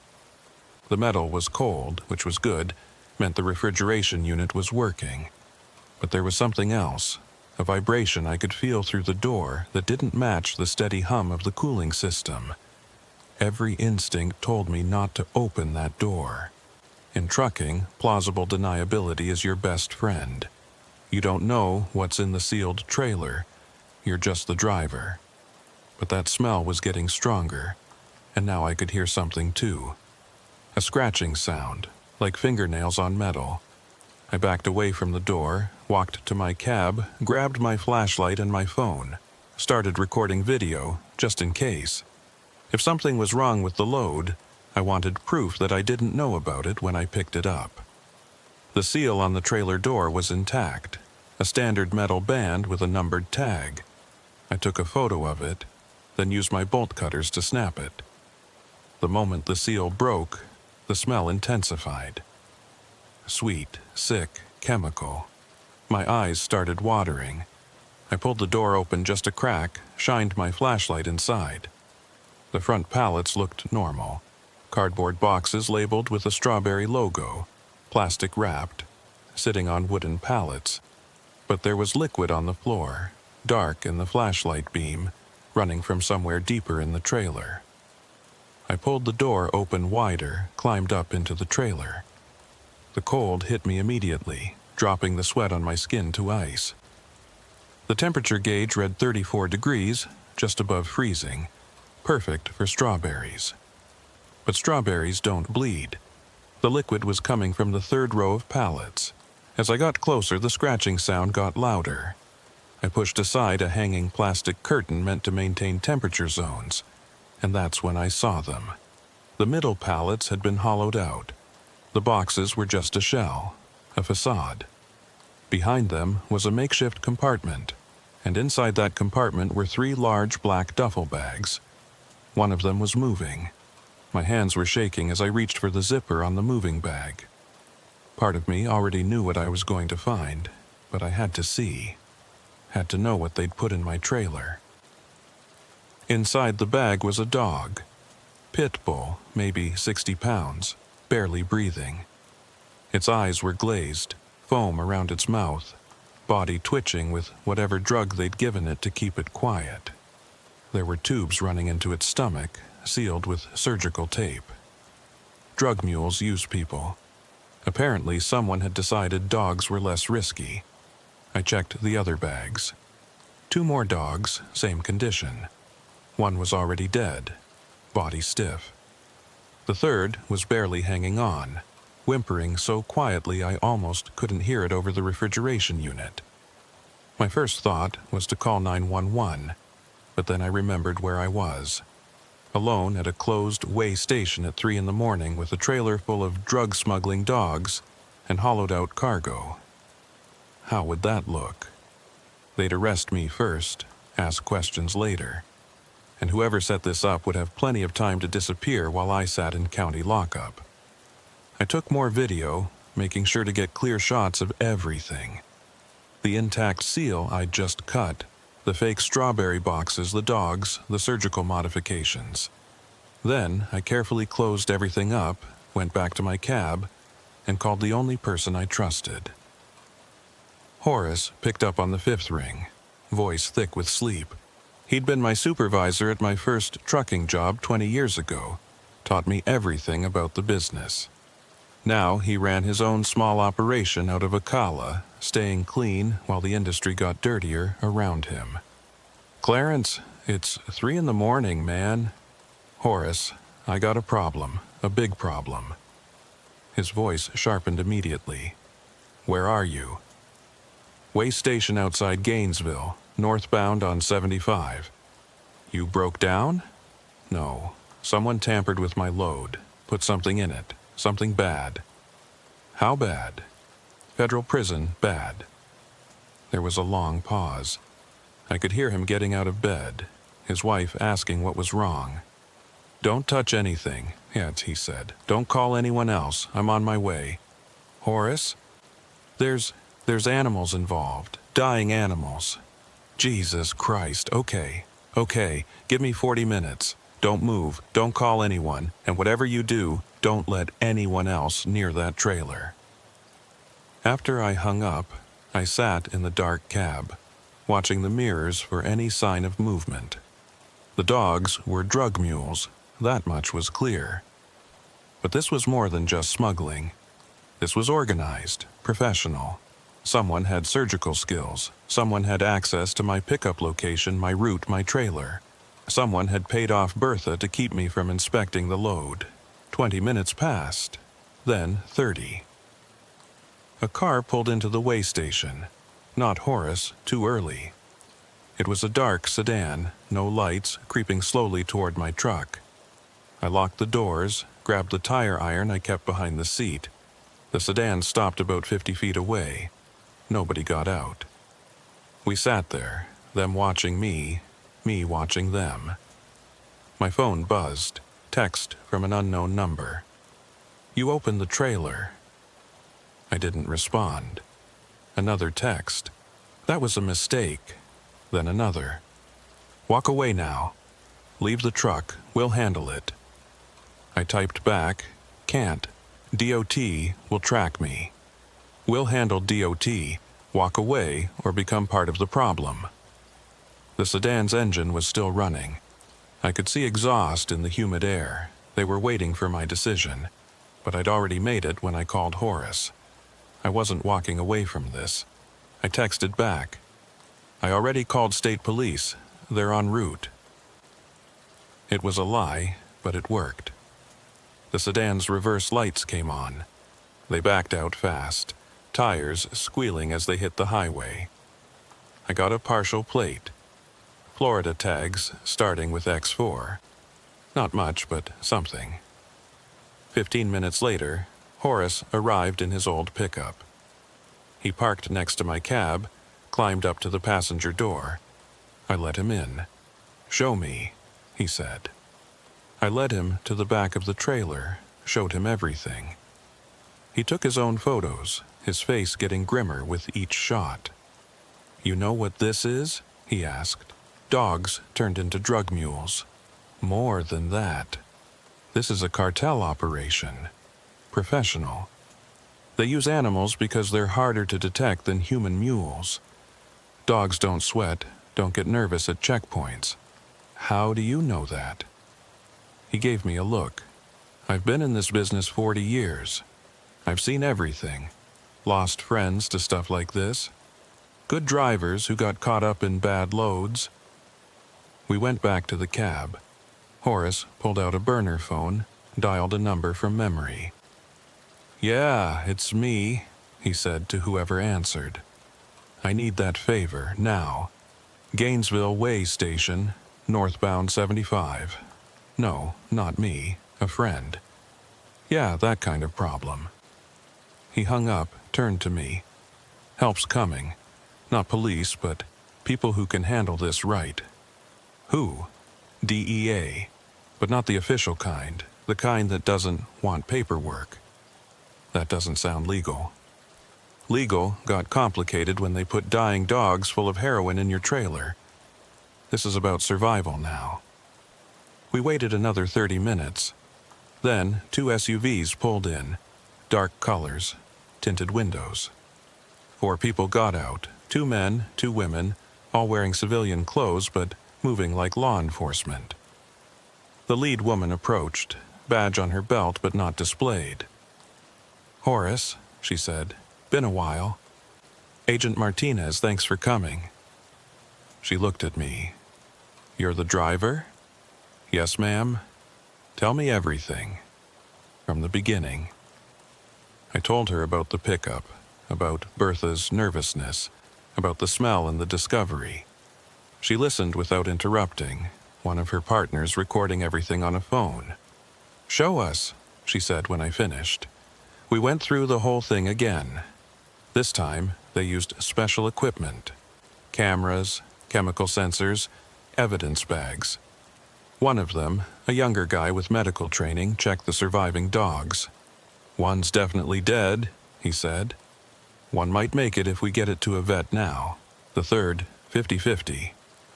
Martinez made a decision. "We're taking the dogs. The drugs stay in the trailer." "What?" I couldn't believe it. "We need the drugs to stay in play. If they disappear, everyone scatters. But the dogs we can save." They loaded the bags with the dogs into one of their SUVs. The guy with medical training went with them, presumably to a vet somewhere. That left Martinez and 2 others. "Here's what's going to happen," she said. "You're going to continue your run. Deliver to Atlanta as planned. Act like nothing happened." "Are you insane? They know I opened the trailer." "They suspect. They don't know. That sedan was probably surveillance, not enforcement. If they knew for sure, you'd be dead already. That was comforting. The drugs are still in the dogs. We removed what we could without killing them immediately. About 2 kilos. The rest we replaced with lactose powder.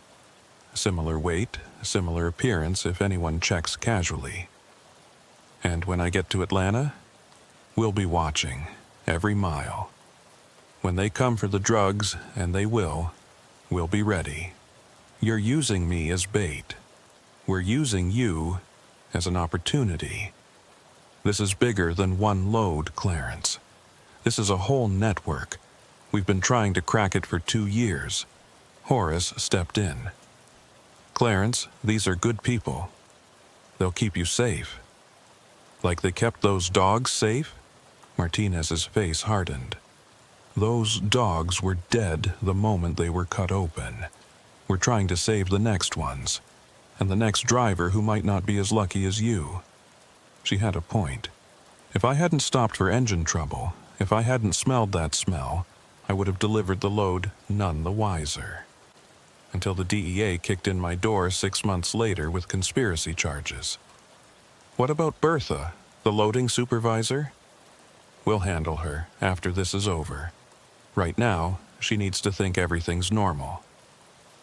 They gave me a burner phone, programmed with one number. Any problem, anything suspicious, you call.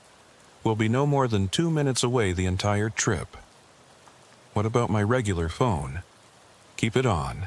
Keep it normal. If they call, answer. If they text, respond. You know nothing about dogs or drugs. You're just a driver doing his job. They left first, disappearing into the pre-dawn darkness. Horace stayed a bit longer. You could walk away, he said. Park the truck, disappear. They'd understand. No. Whoever did this, whoever put those dogs in my trailer, they need to be stopped. This isn't your fight. It became my fight when they involved me. He nodded, clapped me on the shoulder. Call me when you get to Atlanta. Let me know you're safe.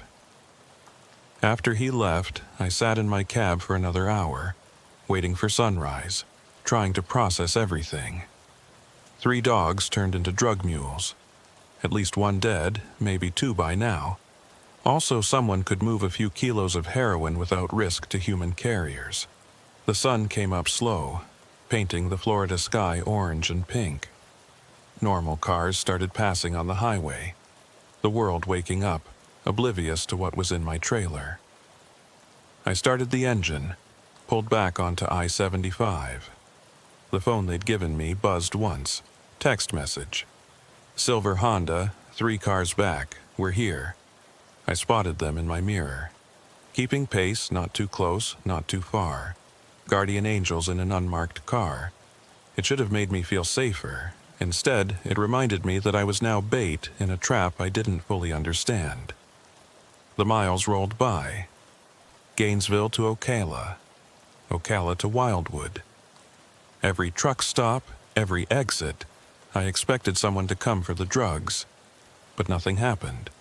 Just normal traffic, normal road, normal day, hiding an absolutely abnormal situation. My regular phone rang as I passed the Valdosta exit. Unknown number, but I answered like Martinez had told me. Yeah? Clarence? Female voice, not one I recognized. This is Bertha from Plant City Loading. My hands tightened on the wheel. Hey Bertha, what's up? Just checking on the load. Everything running smooth? Yeah, all good. Refrigeration holding steady at 34. Good, good. Any problems at all? Anything unusual? She was fishing, trying to figure out if I knew. Nope. Just another milk run to Atlanta. Great. The receiver might want to inspect the load personally. That's normal for them. Don't be surprised if they're very thorough. Translation. They were going to check for the drugs. No problem. Loads exactly as you gave it to me. Perfect. Drive safe, Clarence. She hung up. I immediately called the burner phone. They know. I said when Martinez answered. "Bertha just called. Warned me about a thorough inspection in Atlanta." "Expected? How far out are you?" 3 hours, maybe 4 with traffic. Take your time. We need to get people in position. What if they try to take it before Atlanta? Hit me on the road? They won't. Too risky in daylight. They'll wait for the delivery point where they have control. I wasn't convinced, but what choice did I have? I was committed now, rolling north with a trailer full of fake drugs and real problems. The Georgia state line came and went. The landscape changed from Florida flat to Georgia hills. Pine trees got thicker, towns got smaller. Every mile took me deeper into something I didn't understand and further from any chance of walking away. 2 hours from Atlanta, my phone rang again. Different, unknown number. "Clarence, this is Jim from Atlanta Receiving." I'd never heard of a Jim at Atlanta Receiving. "Hey, Jim. Slight change of plans. Instead of coming to the main warehouse, we need you to deliver to our overflow facility. Address is 22847 Industrial Boulevard, Doraville. Know where that is?" "I can find it." "Great. Come to the back loading dock. We'll have a crew ready to unload immediately." "Copy that." I hung up and immediately called Martinez. "They're redirecting me. Overflow facility in Doraville. Address?" I gave it to her, could hear her typing. "Abandoned warehouse district. Perfect for what they're planning. Okay, this is good. Gives us room to operate." Good for who? "Trust me, Clarence, we've got this." But sitting in that cab alone except for the invisible watchers, heading toward an abandoned warehouse where people expected to find drugs that weren't there, I didn't feel like anyone had anything under control. Doraville came up on the GPS. Old industrial area, the kind that used to thrive before manufacturing went overseas. Empty buildings, broken windows, grass growing through parking lot cracks. The perfect place to make a driver disappear if things went wrong. 2847. Industrial Boulevard was at the end of a dead-end street. Chain-link fence topped with old razor wire, half falling down. The building itself was massive, probably an old distribution center, most windows boarded up. Only one section looked active. Lights on, a few cars parked outside. I pulled up to the gate. It was already open, which felt wrong.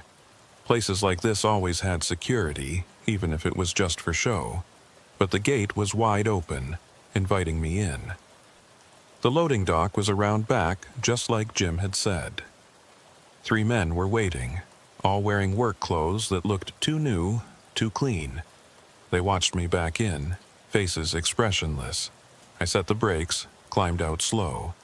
The biggest of the 3 approached. "Clarence?" "That's me. Jim sent us. We'll get you unloaded quick." But they didn't move toward the trailer immediately. They were waiting for something. Or someone. A door opened in the building. 2 more people came out. One was a woman I didn't recognize, wearing a business suit that belonged in a downtown office, not an abandoned warehouse. The other was Bertha. She looked different than she had at the Plant City facility. Harder, less nervous. Like she'd dropped a mask she didn't need anymore. "Hello, Clarence," she said. "We need to talk about what you found in the trailer." My phone, the burner, was in my pocket. I could feel it. Wanted to hit the call button, but any movement might set them off. "I don't know what you're talking about." Bertha smiled, but it didn't reach her eyes. "The seal was broken, Clarence. We know you looked. The question is, what did you do after you looked?" The seal was intact when I picked up. Must have broken in transit. The woman in the suit pulled out a tablet, showed me a photo. It was grainy. Taken from a distance, but it clearly showed me at the way station with the trailer door open. "We had someone watching," she said, "just in case. So let's stop pretending and discuss how this is going to go." I was surrounded, outnumbered, and they knew I'd found their drugs. Or what they thought were their drugs. Where the hell was Martinez and her team? "What do you want?" I asked. "First, we want to know if you took anything from the trailer, removed anything, called anyone." "I saw some weird stuff, got scared, closed it back up. That's it." Bertha stepped closer. "Clarence, you're a good driver. Clean record. We picked you specifically because you don't cause problems. Don't start now." "I don't want any trouble." "Neither do we. So here's what's going to happen. We're going to unload the special cargo. You're going to forget you ever saw anything. You'll deliver the legitimate strawberries to the actual Atlanta facility tomorrow morning. Everyone goes home happy. And if I don't forget..." The woman in the suit pulled back her jacket slightly, revealing a holstered pistol. "Then you become another missing trucker. Happens all the time. Especially ones going through divorce, behind on payments, struggling with depression." How did they know about my divorce? My finances? These people had done their homework. "Okay," I said. "Take your stuff. I don't want any part of it." Bertha nodded to the three men. They moved toward the trailer. I held my breath, knowing they were about to find lactose powder instead of heroin. Dead dogs, or maybe no dogs at all if Martinez's team had removed them completely. The first man climbed into the trailer. I heard him moving pallets, pushing aside boxes. Then silence. Then, "We got a problem." Bertha's face changed, went from confident to concerned. "What kind of problem?" The man emerged holding one of the black duffel bags. It was covered in blood, empty, torn open. The cargo's gone, and there's blood everywhere. That's when I realized Martinez hadn't just removed the dogs. She'd staged a scene, made it look like something had gone very wrong in that trailer. Bertha turned on me, face twisted with rage. "What did you do?" "Nothing. I told you, I just looked." The woman in the suit drew her pistol. "Where are the dogs?" "Dogs? What dogs? I'm hauling strawberries." But my confusion must have seemed too real, because doubt crept into Bertha's eyes. She grabbed the tablet, made a call. "We have a situation," she said to whoever answered. "The cargo's been compromised. No, not stolen. Destroyed or escaped. There's blood everywhere. Yes, sir. Understood." She hung up, looked at the woman in the suit. "He's coming." Whoever he was, everyone seemed afraid of him. The three workers backed away from the trailer. The woman in the suit checked her pistol nervously. "You," Bertha pointed at me. "You're staying until he gets here." That's when the cavalry arrived. The sound came first. Engines, multiple vehicles approaching fast. Then lights, bright xenon beams cutting through the dusk. Not police lights, not yet, but the aggressive high beams of SUVs moving with purpose. Martinez and her team had arrived, but not the way I expected. They came in loud and obvious, 3 black SUVs roaring through the open gate, spreading out to block any exit. Doors flew open and agents poured out, weapons drawn but not aimed, badges now prominently displayed. It was theater, but effective theater. "Federal agents! Nobody move!" Bertha's hand went to her waistband but stopped when 3 laser sights appeared on her chest. The woman in the suit dropped her pistol, hands rising slowly. The 3 workers hit the ground without being asked, apparently experienced in this kind of situation. Martinez walked through the chaos like she owned it, which I guess she did. She looked different than she had at the way station.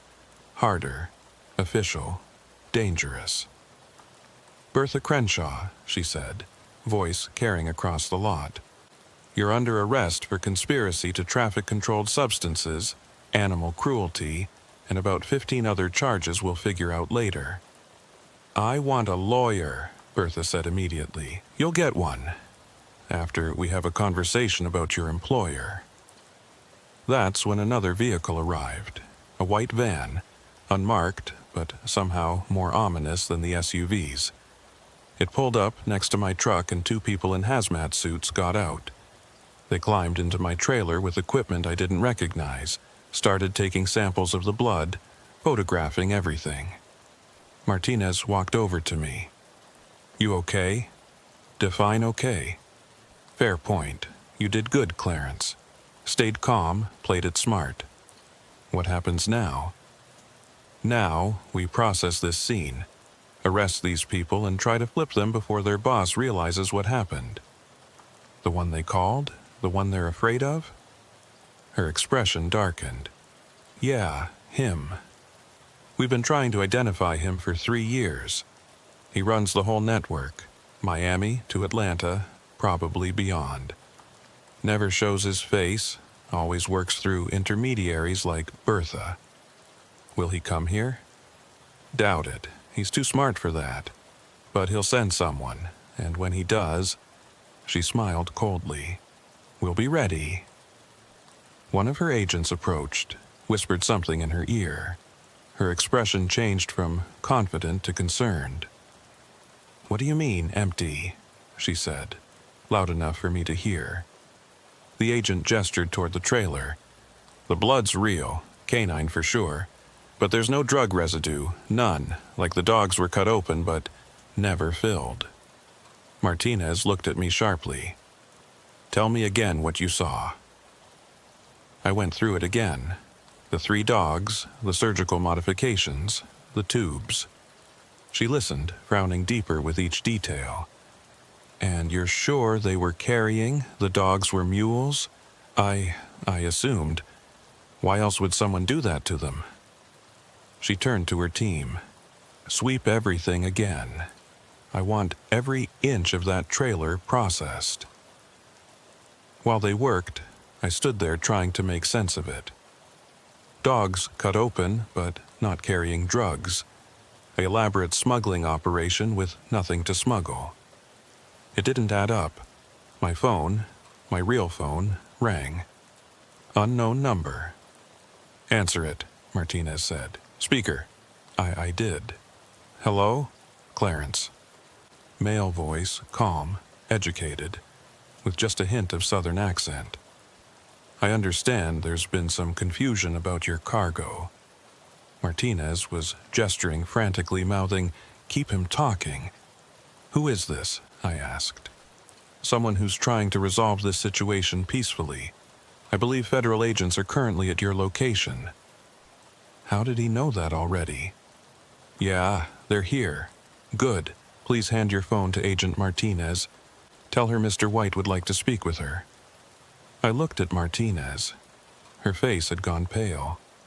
She took the phone with a steady hand that didn't match her expression. "This is Martinez. Agent Martinez." The voice was amused now. "You've been very persistent. 3 years of chasing shadows, and here we are. If you're calling to negotiate, I'm calling to inform you that you've made a mistake. Check the trailer again. Check what's really there. We did. Empty dogs, lot of blood, no drugs. Exactly, no drugs. Which means no crime, wouldn't you agree? Some disturbed individual mutilated animals and put them in a trailer. Horrible, yes. Federal crime, hardly. Animal cruelty across state lines is federal jurisdiction. If you can prove intent, if you can prove conspiracy, if you can prove anything beyond a single incident of animal abuse, can you?" Martinez was quiet. I could see her mind working, recognizing the trap. "The dogs were modified to carry drugs," she said finally. "Were they? Or were they modified by someone with a sick fetish? Mental illness? Personal vendetta? You have no drugs, Agent Martinez. You have dead dogs and assumptions. We have Bertha. She'll talk." "Bertha who?" "The loading supervisor who reported suspicious activity in a trailer and called authorities. Check her phone. Check her recent calls. I think you'll find she contacted your tip line about an hour ago." Martinez grabbed Bertha's phone from another agent, scrolled through it. Her face darkened further. You son of a bitch. Language, Agent Martinez. I'm simply pointing out that your case isn't what you thought. Bertha discovered something terrible, reported it, and you arrived to investigate. Everyone's doing their job. No conspiracy here. The drivers you've been using, what drivers? I'm not familiar with any drivers. If someone's been committing crimes, I hope you catch them. But I don't see how that involves my client. Your client? Ms. Crenshaw. I'm her attorney. She called me when federal agents arrived at her workplace without a warrant. Martinez looked ready to throw the phone. We don't need a warrant. Exigent circumstances. Dead dogs are exigent. Interesting legal theory. We'll explore it in court. In the meantime, I suggest you release my client unless you have actual evidence of an actual crime. The line went dead. Martinez stood there holding my phone, face twisted with frustration. He played us, she said quietly. The whole thing was a setup. I don't understand, I said. The dogs were never supposed to carry drugs. They were bait. To draw us out, see how we respond, identify our methods. And we fell for it. But why? Because now he knows our playbook. Knows we were watching. Knows we have someone inside. The real shipment is probably moving right now while we're standing here with our thumbs up our... Her phone rang. She answered, listened, went even paler. When? How many? God damn it. She hung up, looked at her team. 3 of our surveillance teams just went dark. Miami, Orlando, Tampa. All at the same time. The white van techs had finished processing my trailer. One approached Martinez with a tablet. Ma'am, you need to see this. On the screen was a chemical analysis. I didn't understand most of it, but one thing stood out. A molecular diagram labeled synthetic marker. Law enforcement tracking compound. The blood was tagged, the tech explained, with our own tracking compound. The kind we use to mark drug shipments. That's impossible. That compound is classified. Not anymore, apparently. Martinez turned to me. They knew. The whole time, they knew we were watching. They wanted us to find the dogs, to replace the drugs, to follow you here. This whole thing was a test, Bertha said. She was sitting on the ground in handcuffs, but smiling. Mr. White wanted to see how you operate, how quickly you respond, what resources you have, and you showed him everything. Shut up, Martinez snapped. You can't hold me, Bertha continued. No drugs, no crime, just a concerned supervisor who found mutilated animals and called authorities. Check my phone, it's all there. Martinez knew she was right. I could see it in her face. Without drugs, without proof of conspiracy, they had nothing. Animal cruelty at best, and even that would be hard to prosecute without knowing who actually did it. Cut her loose, Martinez said finally. Ma'am, one of her agents looked shocked. Cut them all loose. We've got nothing. As they removed the handcuffs, Bertha walked over to me. Mr. White wants you to know this was nothing personal, Clarence. You were just convenient, the right driver, at the right time, with the right reputation. What reputation? Honest. Trustworthy. The kind who would open a suspicious trailer and call for help. The kind the feds would believe. She walked away, the others following. Within minutes, they were gone, leaving just me, Martinez's team, and a trailer full of questions. What do I do now? I asked Martinez. You deliver your strawberries to the real facility in Atlanta. Go home. Forget this happened. That's it? That's it. We lost this round. He's probably moving the real shipment as we speak, and we're blind because he took out our surveillance. So he wins? Today he wins. Tomorrow we try again. She started to walk away, then turned back. Clarence, you need to be careful. You're on his radar now. If anything strange happens, anything at all, you call me." She handed me a card with just a number, no name. "What about Horace? Is he in danger?" "We'll watch him. Watch you too for a while. But honestly, I don't think White will bother with you again. You served your purpose." They left me there with my truck and my legitimate load of strawberries that had been cover for an elaborate game I didn't understand. I climbed back into my cab, started the engine, and drove to the actual Atlanta distribution center. The receiver there was a normal guy named Phil, who I'd dealt with before. He checked the load, signed the paperwork, never mentioned anything unusual. As far as he knew, it was just another delivery. I drove home that night back to Florida, mind churning over everything that had happened.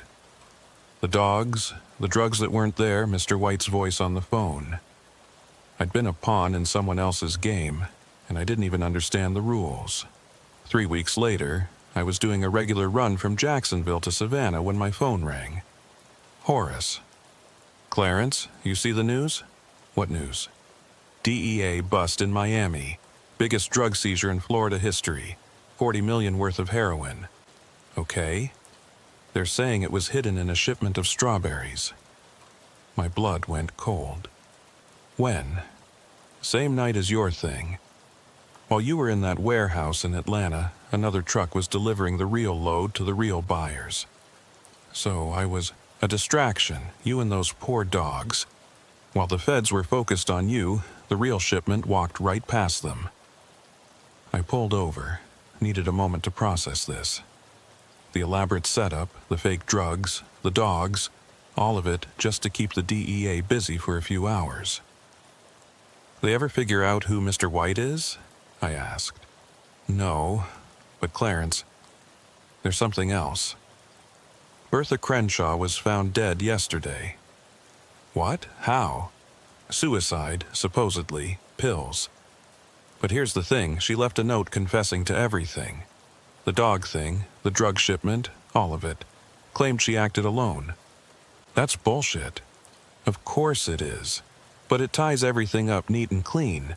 Case closed, no loose ends." Except for me. I was a loose end. That night I couldn't sleep. Kept thinking about those dogs. About Bertha. About Mr. White's calm voice on the phone. I'd survived. But I'd also been marked, identified, cataloged. I was in their system now, for better or worse. A month passed, then 2. Life returned to normal. Loads to haul, bills to pay, the endless rhythm of the road. I started to think maybe it really was over. Then I got a package. No return address, no delivery service markings. Just a plain brown box left on my doorstep. Inside was $20,000 cash and a note. Compensation for your inconvenience.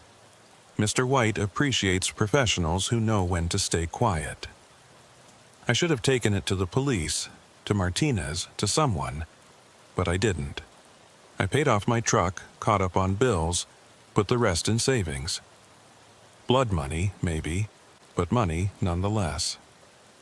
6 months later, I was at a truck stop near Valdosta when I saw her. Bertha Crenshaw. Very much alive, buying coffee at the counter. Different hair, different clothes, but definitely her. She saw me see her. For a moment, we just stared at each other across the truck stop. Then she smiled, raised her coffee cup in a mock toast, and walked out. By the time I got outside, she was gone. No trace of which vehicle she'd gotten into. I called Martinez immediately. "Bertha's alive. I just saw her." "That's impossible. I saw the body myself." "Then you saw wrong. She's alive and in Georgia." There was a long pause. "Clarence, where exactly are you?" "Truck, stop off I-75, exit 18. "Stay there. Don't move. I'm sending someone." But I didn't stay. Something in her voice was wrong. Too eager, maybe. Or too worried. I got in my truck and drove, took back roads, avoided scales and inspection points. That night, parked behind an abandoned gas station, I finally understood. Martinez hadn't been trying to catch Mr. White. She'd been working for him. The whole DEA operation had been cover for moving drugs, not stopping them. And I'd been useful to both sides, a convincing distraction for the real agents and a test for the corrupt ones. I thought about going to the FBI, the state police, someone, but with what proof? A story about dead dogs that were never found. A recording of a phone call that probably no longer existed. Cash that would make me look guilty rather than victimized. So I did the only thing I could do. I kept driving, changed companies, changed routes, avoided Florida for a while. But the road has a way of bringing you back to places you're trying to avoid. A year later, I was back on I-75, hauling legitimate cargo, when I stopped at the same way station where it all started. 3 a.m, same as before. The smell hit me as soon as I opened my door. Sweet, chemical, wrong. But this time it wasn't coming from my trailer. It was coming from the truck parked next to me. I could see the driver in his cab, slumped over the wheel. Young guy, maybe 25. I knocked on his door. No response. I called 911, reported a driver in distress. While waiting, I walked around his truck. The trailer doors were sealed, but I could hear something inside. Scratching. Whimpering. The ambulance arrived first, then the police. The driver was alive but unconscious, drugged, they said. When they cut the seal on his trailer, they found exactly what I expected. Hollowed-out cargo hiding black bags. But this time the dogs were still alive, still carrying, still salvageable. The cops took my statement, thanked me for calling it in. As I was leaving, one of them mentioned something that chilled me. "Lucky you found him. This is the 3rd one this month. Same setup every time. Someone's moving product using drivers who don't even know they're carrying." What happens to the drivers? Usually, they wake up at their delivery point with no memory of the trip. Drugs in their system make their testimony worthless. Perfect crime, really. Perfect crime. Except now I understood the pattern. Mr. White hadn't stopped. He'd refined his method. No more conscious drivers who might look in their trailers. Just unconscious pawns who couldn't testify about what they didn't remember. I wanted to tell the cop everything. Warn him about Mr. White, about the network, about how deep this went. But I knew how that would sound. Conspiracy theorist trucker rambling about shadowy criminal masterminds. They'd either think I was crazy or worse, involved. So I kept my mouth shut and drove away. But I started keeping notes, documenting every suspicious truck I saw, every drugged driver found, every load of strawberries that smelled wrong, building a case file that might matter someday. Martinez called me once more 6 months after the way station incident. "Clarence, we need to talk." "No, we don't. You don't understand. Things have changed. Mr. White is..." I hung up. Changed my number the next day. Whatever game she was playing, I wanted no part of it. But the road keeps bringing you back. That's the thing about driving trucks. You cover the same ground over and over, see the same places, meet the same people. Eventually, your past catches up. It was another August night, 2 years after the original incident, when I found myself back in Plant City. Different company, different cargo, but the same industrial area where it all started. I was fueling up when a familiar face appeared at the pump behind me. Horace. But not the Horace I remembered. This one was thinner, older, worn down. "Clarence, been looking for you. I've been around, just not here. We need to talk. About that night, about what really happened. I know what happened. I was there." "No, you don't. Not all of it." He looked around nervously. "They're still watching you, still tracking every load you haul." "Who?" Mr. White? There is no Mr. White. Never was. It's a collective, a network. Different people playing the same role, using the same name. The voice you heard could have been anyone with a voice modulator. How do you know this? Because I've been investigating. Ever since that night. Following the money, the shipments, the patterns. And I think I know how to stop them. But I need your help. I should have said no. Should have gotten in my truck and driven away. But Horace had saved me that night. Brought help when I needed it. I owed him. What kind of help? One more run, one more load. But this time, we control it. He explained his plan. It was insane, dangerous, probably illegal. But it might work. Use their own methods against them. Create another distraction, but this time to expose them, not hide them. You're asking me to risk everything, I said. I'm asking you to help me end this. These people destroyed my business, Clarence. After I helped you, they blacklisted me. No one will hire my drivers. No one will use my trucks. I'm bankrupt, living in my sister's garage. I'm sorry, Horace, I didn't know. Not your fault, but we can make it right, both of us. I thought about all the drugged drivers, all the dead dogs, all the drugs flowing through Florida hidden behind legitimate cargo. Thought about Mr. White's smug voice, Martinez's betrayal, Bertha's fake death. Okay, I said. Tell me what you need. The plan was simple in concept, complex in execution. I would pick up a load that Horace had identified as suspicious. Agricultural products from a new customer paying premium rates for quick delivery.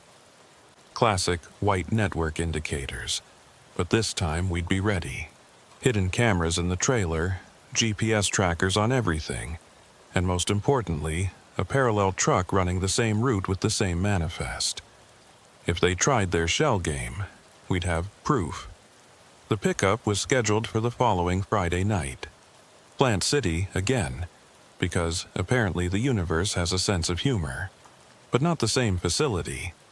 This one was newer, supposedly cleaner. I arrived at midnight, paperwork in hand. The loading crew was different, but their behavior was familiar. Too efficient, too quiet, too careful to keep me away from the cargo. Just wait in the office, the supervisor said.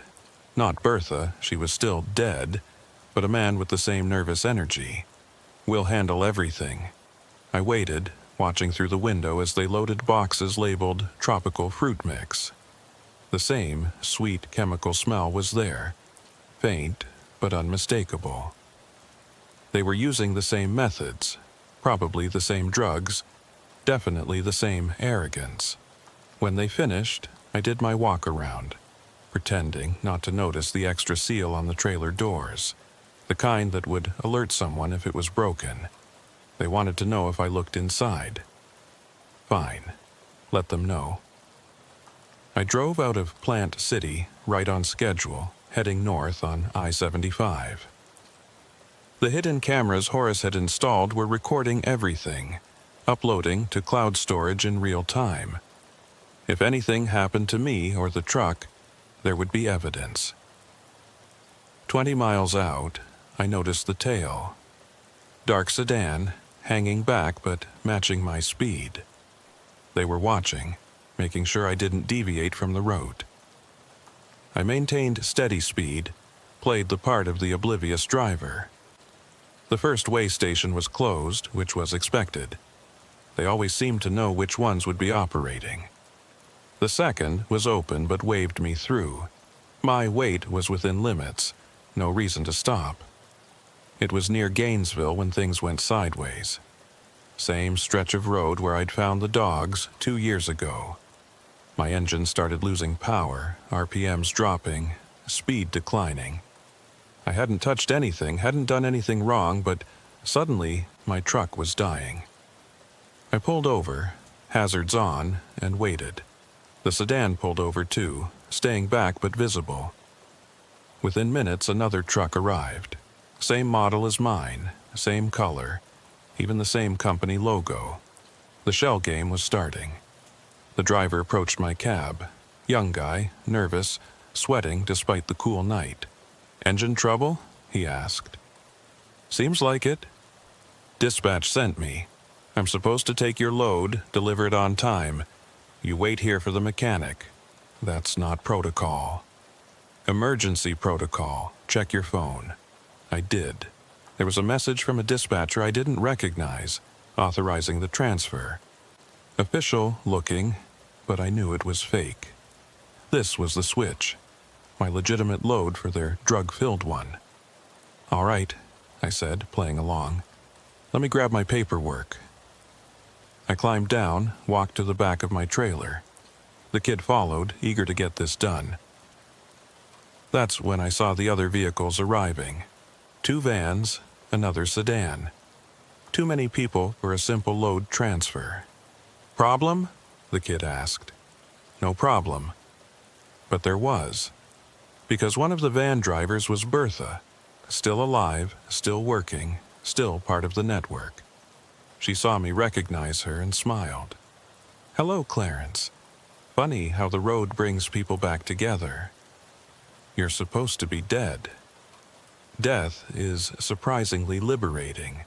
Amazing what you can do when you don't exist. The others had formed a loose circle. Not threatening exactly, but definitely controlling. I was outnumbered and outsmarted, again. "Here's what's going to happen," Bertha said. "We're taking your trailer. You're going to report it stolen. Insurance covers the loss. You get a few days off. Everyone's happy. And if I don't, then you become another tragic statistic. Trucker killed in hijacking. Happens more than you'd think." I looked around, counting faces, memorizing details. The cameras in the trailer were getting all of this, but only if they hadn't found them. Only if Horace's plan was working. "Take it," I said. "I don't want any trouble. Smart man, always were." They hooked my trailer to the other truck professionally quick. The kid climbed into the cab, started pulling away. The others began returning to their vehicles. That's when the state police arrived. Not state police, that became clear immediately. These vehicles had the look, but not the details. The light bars were aftermarket. The insignias slightly off, the officers stepping out wearing uniforms that would pass at a glance but not under scrutiny. But Bertha and her crew didn't know that. They scattered like roaches when you flip on a kitchen light. The kid in my truck panicked, tried to jackknife the trailer getting back on the highway. Lost control completely, ended up sideways across both lanes. The fake cops surrounded him before he could run. Bertha made it to her van, but found the tires flat. Horace had thought of everything. The man who approached me wore sergeant stripes and a name tag reading Williams, but I recognized him from somewhere else entirely. He was one of Horace's old drivers, a guy named Tony who'd been laid off when the business went under. "You okay, Clarence?" he asked, loud enough for everyone to hear, then quieter. "Play along. We've got about 10 minutes before real cops show up." "What are you doing?" Horace's plan B. When you didn't check in at the last waypoint, we knew they'd made their move. The other officers were efficiently zip-tying Bertha's crew, reading rights they had no authority to read, going through the motions of an arrest that wasn't real but looked convincing on camera. And there were cameras everywhere, dash cams, body cams Horace had somehow acquired, even a drone hovering overhead getting aerial footage. "This is kidnapping," Bertha shouted. "You're not real cops." "Ma'am, please remain calm," Tony said in his best cop voice. "We're conducting a federal investigation." It was insane.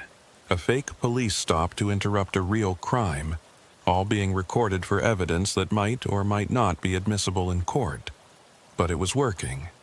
The criminals thought they were being arrested by corrupt cops, probably figured Mr. White had double-crossed them. Tony walked me away from the scene toward one of the fake police cars. Horace is in the command van, quarter mile up. He wants to talk to you. This is crazy. When real cops show, we'll be gone, but the evidence won't. Every second of this is being streamed to 12 different servers. Even if they destroy the local copies, it's already out there. The command van was an old RV painted to look official. Inside, Horace sat surrounded by monitors, radio equipment, and computers. He looked better than he had at the gas station, energized, focused, alive with purpose. "Clarence, good to see you in one piece." "Horace, what the hell is this?" "Justice. The kind you don't get in courtrooms." He pointed to one of the monitors showing Bertha being questioned by Tony. She's already talking, trying to make a deal. Doesn't know the cops are fake, spilling everything to save herself. This won't hold up in court. Doesn't need to. Once this video goes viral, once the media picks it up, real investigations will follow. Public pressure is more powerful than any prosecutor. On another monitor, I could see inside my trailer through the hidden cameras. The fake cops had opened it, revealing not just the expected drug packages but something else. Crates of weapons. Military grade, the kind that weren't supposed to be in civilian hands. "Jesus," I whispered. "Gets better," Horace said, switching to another feed. "That parallel truck I mentioned? It's been following your route exactly, and guess what it's carrying?" The screen showed the interior of another trailer. Bodies. At least 6 people, bound and gagged but alive, barely. Human trafficking on top of drugs and guns. "We need to call real cops now," I said. "Already did. Anonymous tip from a burner phone. They'll be here in He checked his watch. 6 minutes. My people will be gone in 4. And Bertha's crew will be found zip-tied by the roadside with a trailer full of evidence. The fake arrest becomes a citizen's arrest. All perfectly legal, if ethically gray. What about me? You're a hero. Brave trucker who stumbled onto a criminal enterprise and helped expose it. Your cameras, your evidence, your courage. I didn't agree to be a hero. No, but you agreed to help. This is help. The monitors showed Tony's team loading back into their fake police cars. They left Bertha and her crew secured but not hurt, sitting on the shoulder, looking confused and angry. The kid who'd tried to steal my truck was crying, probably realizing how deep he was in. 3 minutes, Horace said. "We need to go. What about my truck?" "Stay with it. Real cops arrive, you tell them the truth, mostly. Your load was being hijacked. Some good Samaritans intervened, held them until police could arrive. You don't know who the good Samaritans were. They'll know I'm lying. They'll suspect, but the evidence will matter more than the methods. Those weapons, those people in the other truck, that's Homeland Security level crime. They won't care much about procedural irregularities." He started packing up his equipment, efficient despite the time pressure. "There's one more thing, Clarence. The real load, the one you picked up, it's not drugs." "What?" "Check your bills of lading again. Really check them. The serial numbers, the weights, the destinations." He handed me a folder before pushing me out of the van. "Real cops in 90 seconds. Get back to your truck. And Clarence, after tonight, disappear for a while. Take a vacation. Visit family. Just don't be in Florida." The RV pulled away, leaving me standing on the shoulder with a folder and more questions than answers. I ran back to my truck, climbed into the cab just as the first real police car crested the hill, lights and sirens blaring.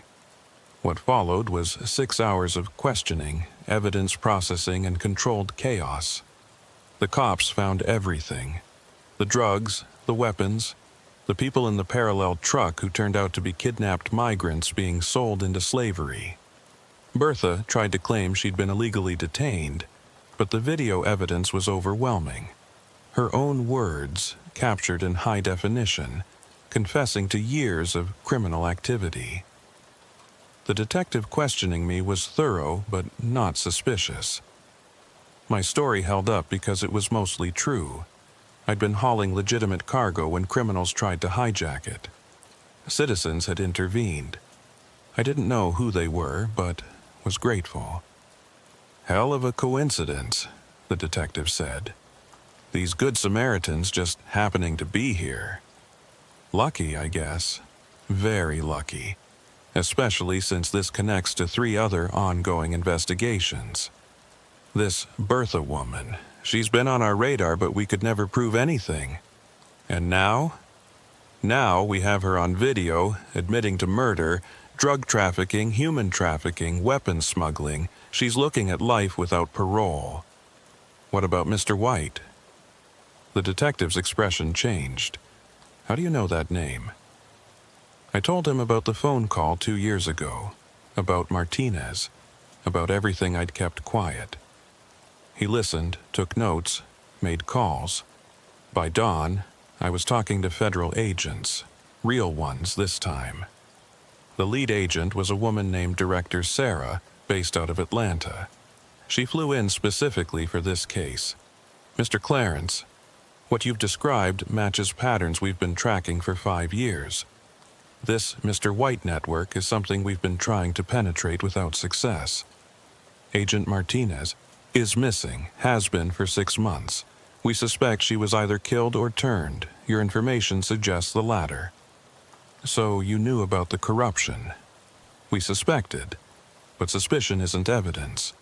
What happened tonight, what your friend Horace orchestrated, it's given us more actionable intelligence than 5 years of official investigation. Is he in trouble? For the fake cops thing?" She smiled slightly. "What fake cops? I see citizens performing a legal citizen's arrest of criminals caught in the act. The fact that they wore costumes while doing it is unusual, but not illegal. That's a generous interpretation. Mr. Clarence, those weapons in your trailer, they were headed for a domestic terrorist cell. Those people in the other truck? They would have died in forced labor camps.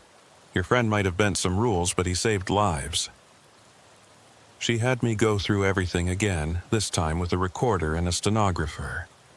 Every detail about Mr. White, about the network, about the patterns I'd observed. It took hours, but I could feel things clicking into place for them, filling gaps in their investigation.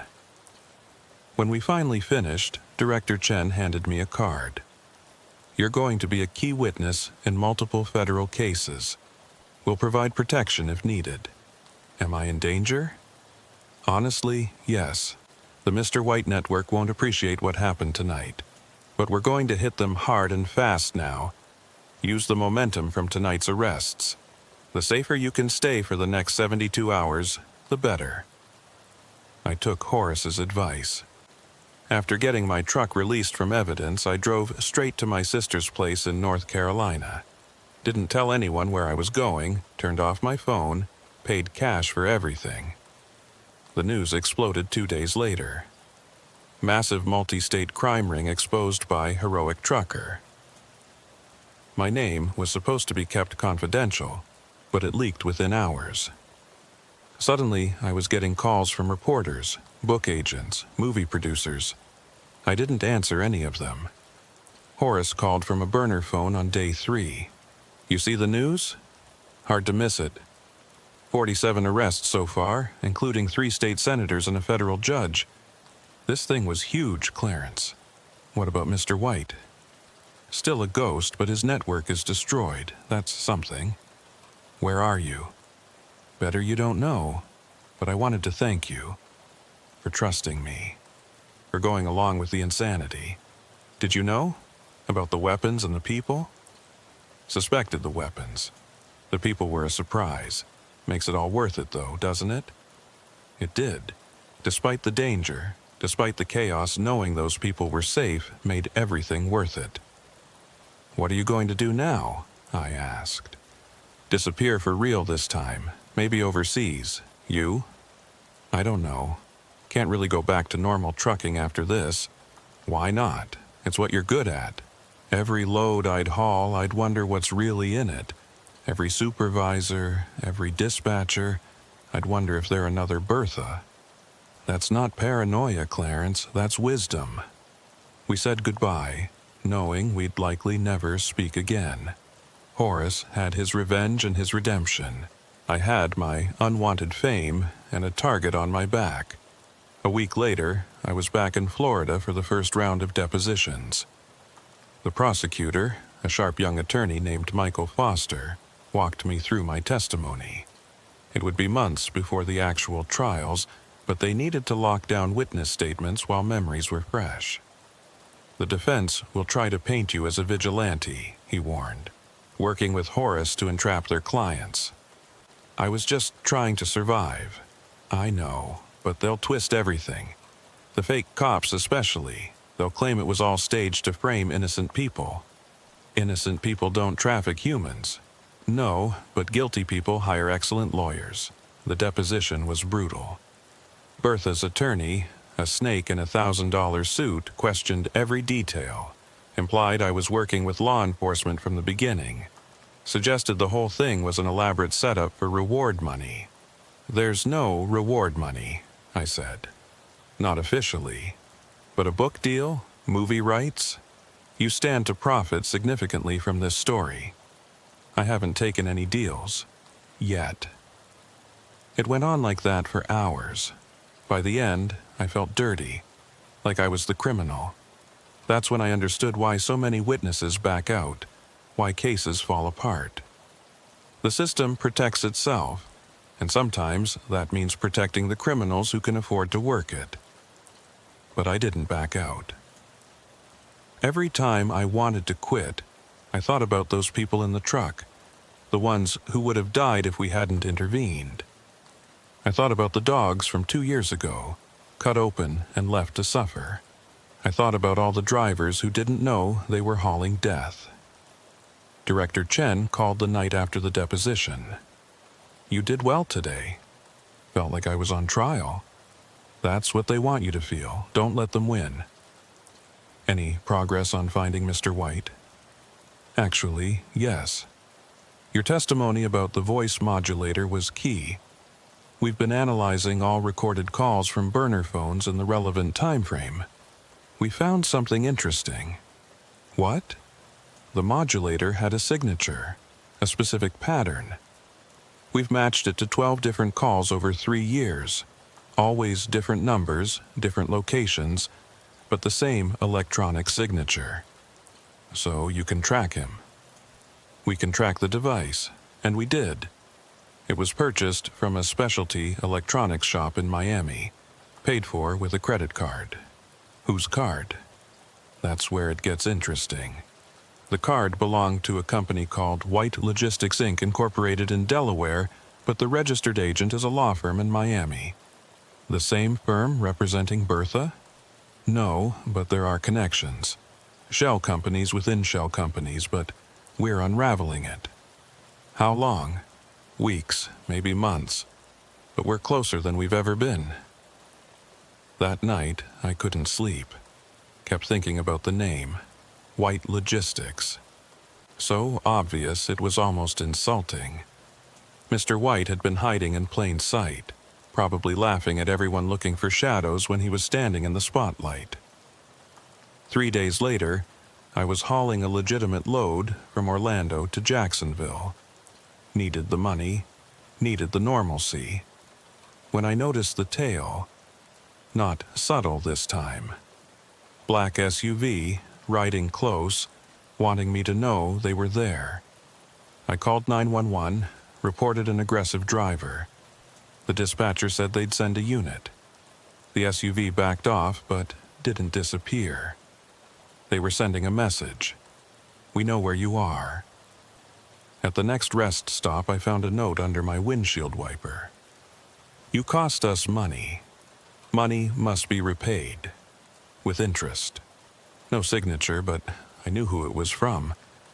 The network might be broken, but Mr. White was still out there, still watching, still angry. I called Director Chen immediately. They're threatening me. Where are you? I told her. State police are en route.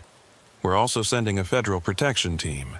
Can you keep moving until they intercept? Yeah, do it. And Clarence, after today, we're putting you in protective custody. No arguments. I wanted to argue, but the SUV was back, closer now. This wasn't random intimidation. This was escalation. The state police caught up first, 2 units that boxed in the SUV and forced it to pull over. I watched in my mirrors as they drew guns, ordered the occupants out. 2 men, both in suits, both with their hands up looking confused. Director Chen called back an hour later. Lawyers, she said, disgust clear in her voice. What? The men in the SUV. They're lawyers from the firm representing several defendants. They claim they were trying to serve you with civil papers. Bullshit. Of course it is. But we can't prove otherwise. They had legal documents in the car. Their story checks out technically. So they can threaten me and call it legal service. Welcome to the gray area of witness intimidation. The protection team met me in Jacksonville. 3 agents who would rotate shifts, keeping me safe. It felt like prison, but at least I was breathing. That night, in a safe house that looked like every other suburban home, I finally opened the folder Horace had given me. The bills of lading he'd told me to really examine. At first, they looked normal. Standard shipping documents for agricultural products. But the serial numbers were wrong. Too many digits. Wrong format for the supposed originating company.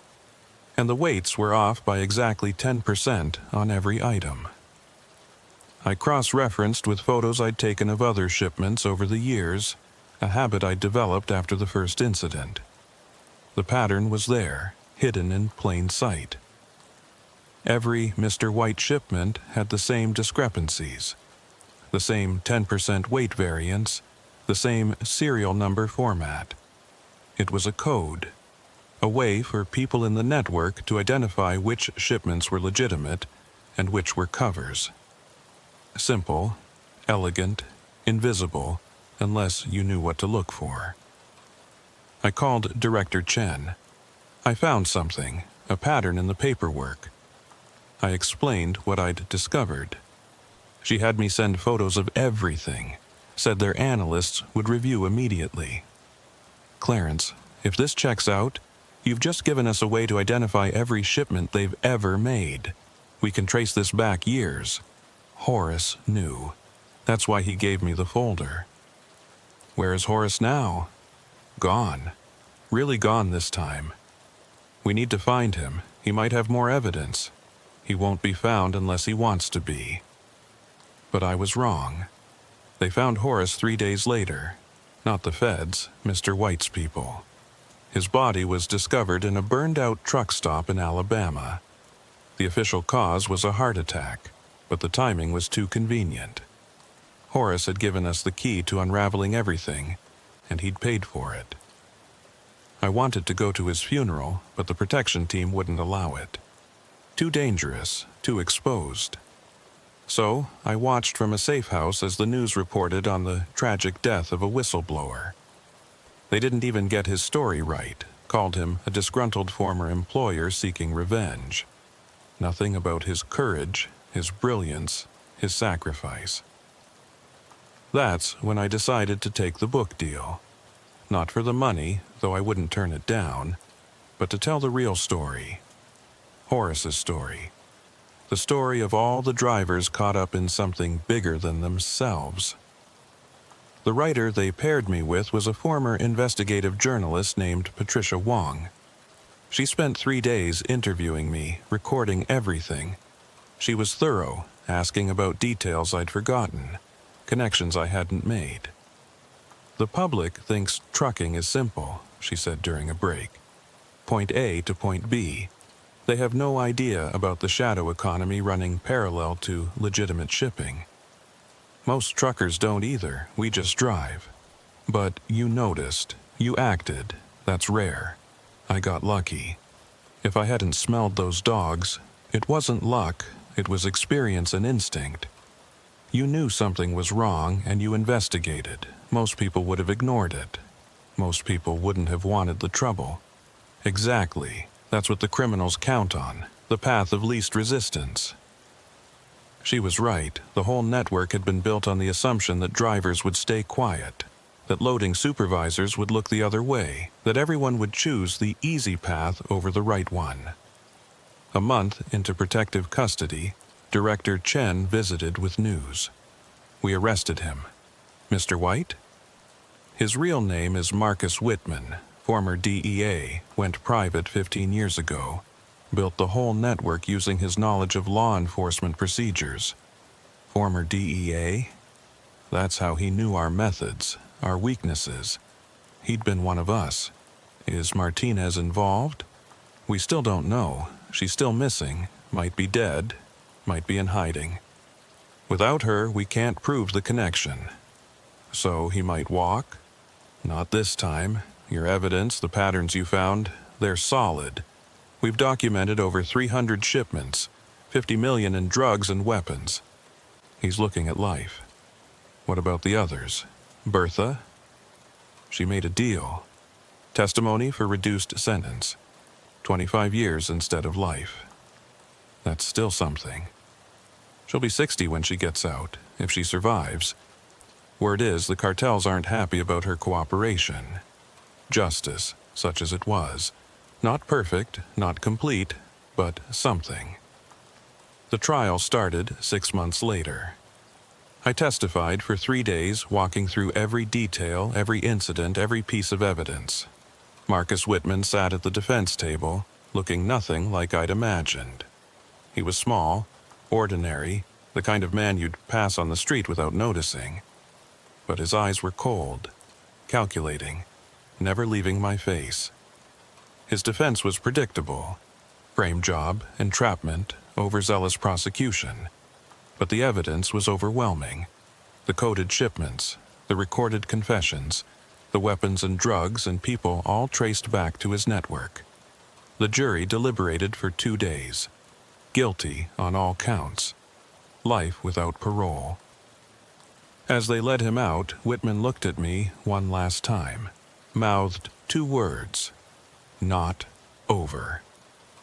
Director Chen said it was just bravado, the last gasp of a beaten man. But I knew better. Networks like his don't die with one arrest. They adapt, evolve, find new leaders. The road would always have predators, and drivers would always be prey. I went back to trucking eventually. Different company, different routes, but the same basic job. Hauling freight from here to there, keeping the economy moving 1 load at a time. But now I check every bill of lading, inspect every load, document everything. And sometimes, late at night at a quiet truck stop, I think about Horace. About his fake cops and real courage. About how he saved those people in the trafficking truck, even if it cost him everything. The book came out a year after the trial. Dead Dog Miles, a trucker's journey through America's shadow network. It made the bestseller list, got optioned for a movie. I donated half the proceeds to a fund for trafficking victims, the other half to Horace's sister. But money doesn't change what happened, doesn't bring back the dogs or Horace, doesn't erase the image of those people in the truck, bound and gagged and heading for slavery. Patricia Wong called last week. She's working on a follow-up, says there's more to the story. Martinez surfaced in Mexico, wants to talk.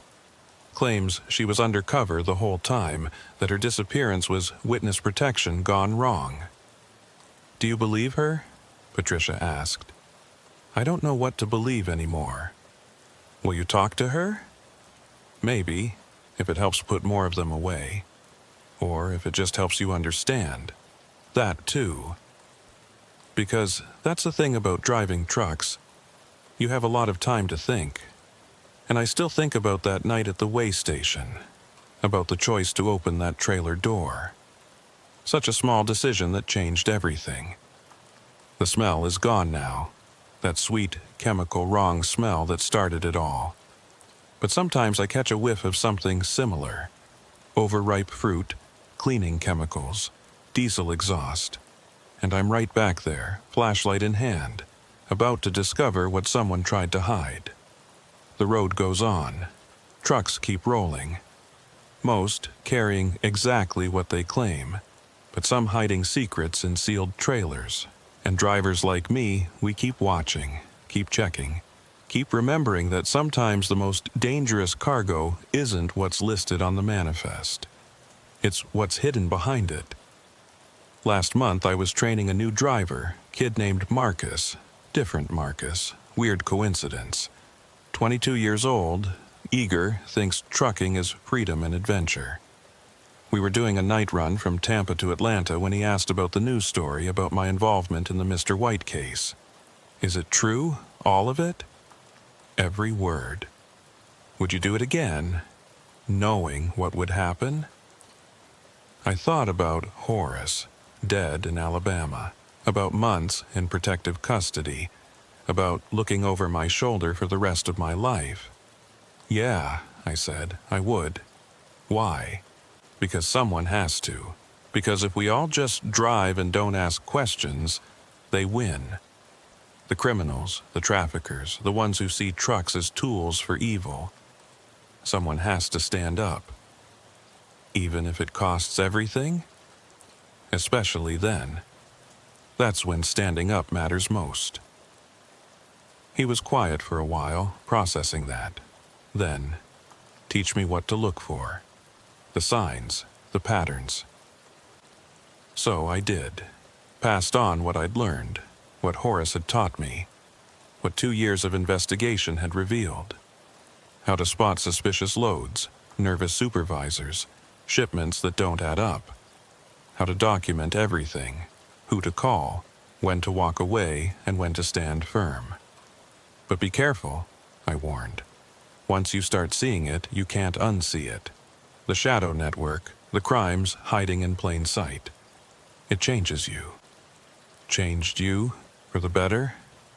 Just changed. Better or worse doesn't really apply. I'm alive, I helped save people, I put criminals away. But I also lost my peace of mind, my anonymity, my friend. You calculate the cost yourself. We delivered that load without incident.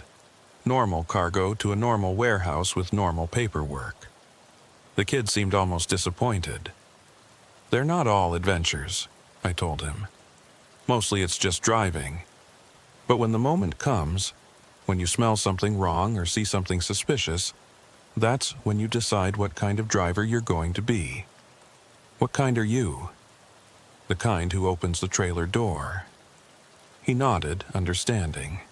Maybe he'd never face what I faced. Maybe he'd drive for 40 years without encountering anything more dangerous than bad weather and aggressive four-wheelers. Or maybe tomorrow he'd smell that sweet chemical wrong smell and have to make a choice. Either way, he'd be ready. Because that's what we owe to Horace. To those people in the trafficking truck. To every driver who's been used without knowing it. We owe them vigilance. We owe them courage. We owe them the willingness to open the door and face whatever's hidden inside. The road stretches on, endless and full of possibilities, both legitimate and criminal. I drive it with eyes wide open now, knowing that every load could be the one. Every shipment could hide secrets. Every mile could lead to another choice between easy silence and difficult truth. And somewhere out there, in boardrooms and warehouses, in truck stops and loading docks, the next network is forming. New criminals with new methods, new codes, new ways to exploit the system. They think they're smart, think they're invisible, think drivers are just tools to be used. They're wrong. We're watching now. We know the signs. We've learned the patterns. And when we smell something wrong, we open the door. The call came at 3 a.m, exactly 2 years after Marcus Whitman's conviction. I was sleeping in my truck at a rest stop outside Ocala, between runs, when the phone started buzzing. Director Chen's number, which was never good news at this hour. "Clarence, Where are you exactly? Her voice had that controlled panic I'd learned to recognize. Something bad had happened and I was somehow involved. Rest stop, mile marker 341 on I-75. What's wrong? Whitman's dead. I sat up, instantly awake. When? How? 3 hours ago. Prison riot, supposedly. But Clarence, before he died, he made a phone call. To a burner phone we've been tracking. And? The phone's GPS shows it at your location. Right now. My blood went cold. I looked around the dark cab, then out at the dimly lit rest stop. A dozen trucks parked, could be anyone. I'm getting out of here. No, stay put. We have units converging. Whoever has that phone wanted you to know they're watching. If you run, we lose them. So I'm bait again? You're protected. Just sit tight. I locked my doors, grabbed the tire iron I still kept behind the seat, and waited. Through my mirrors, I could see the other trucks, silent and dark. Any one of them could be harboring Whitman's contact.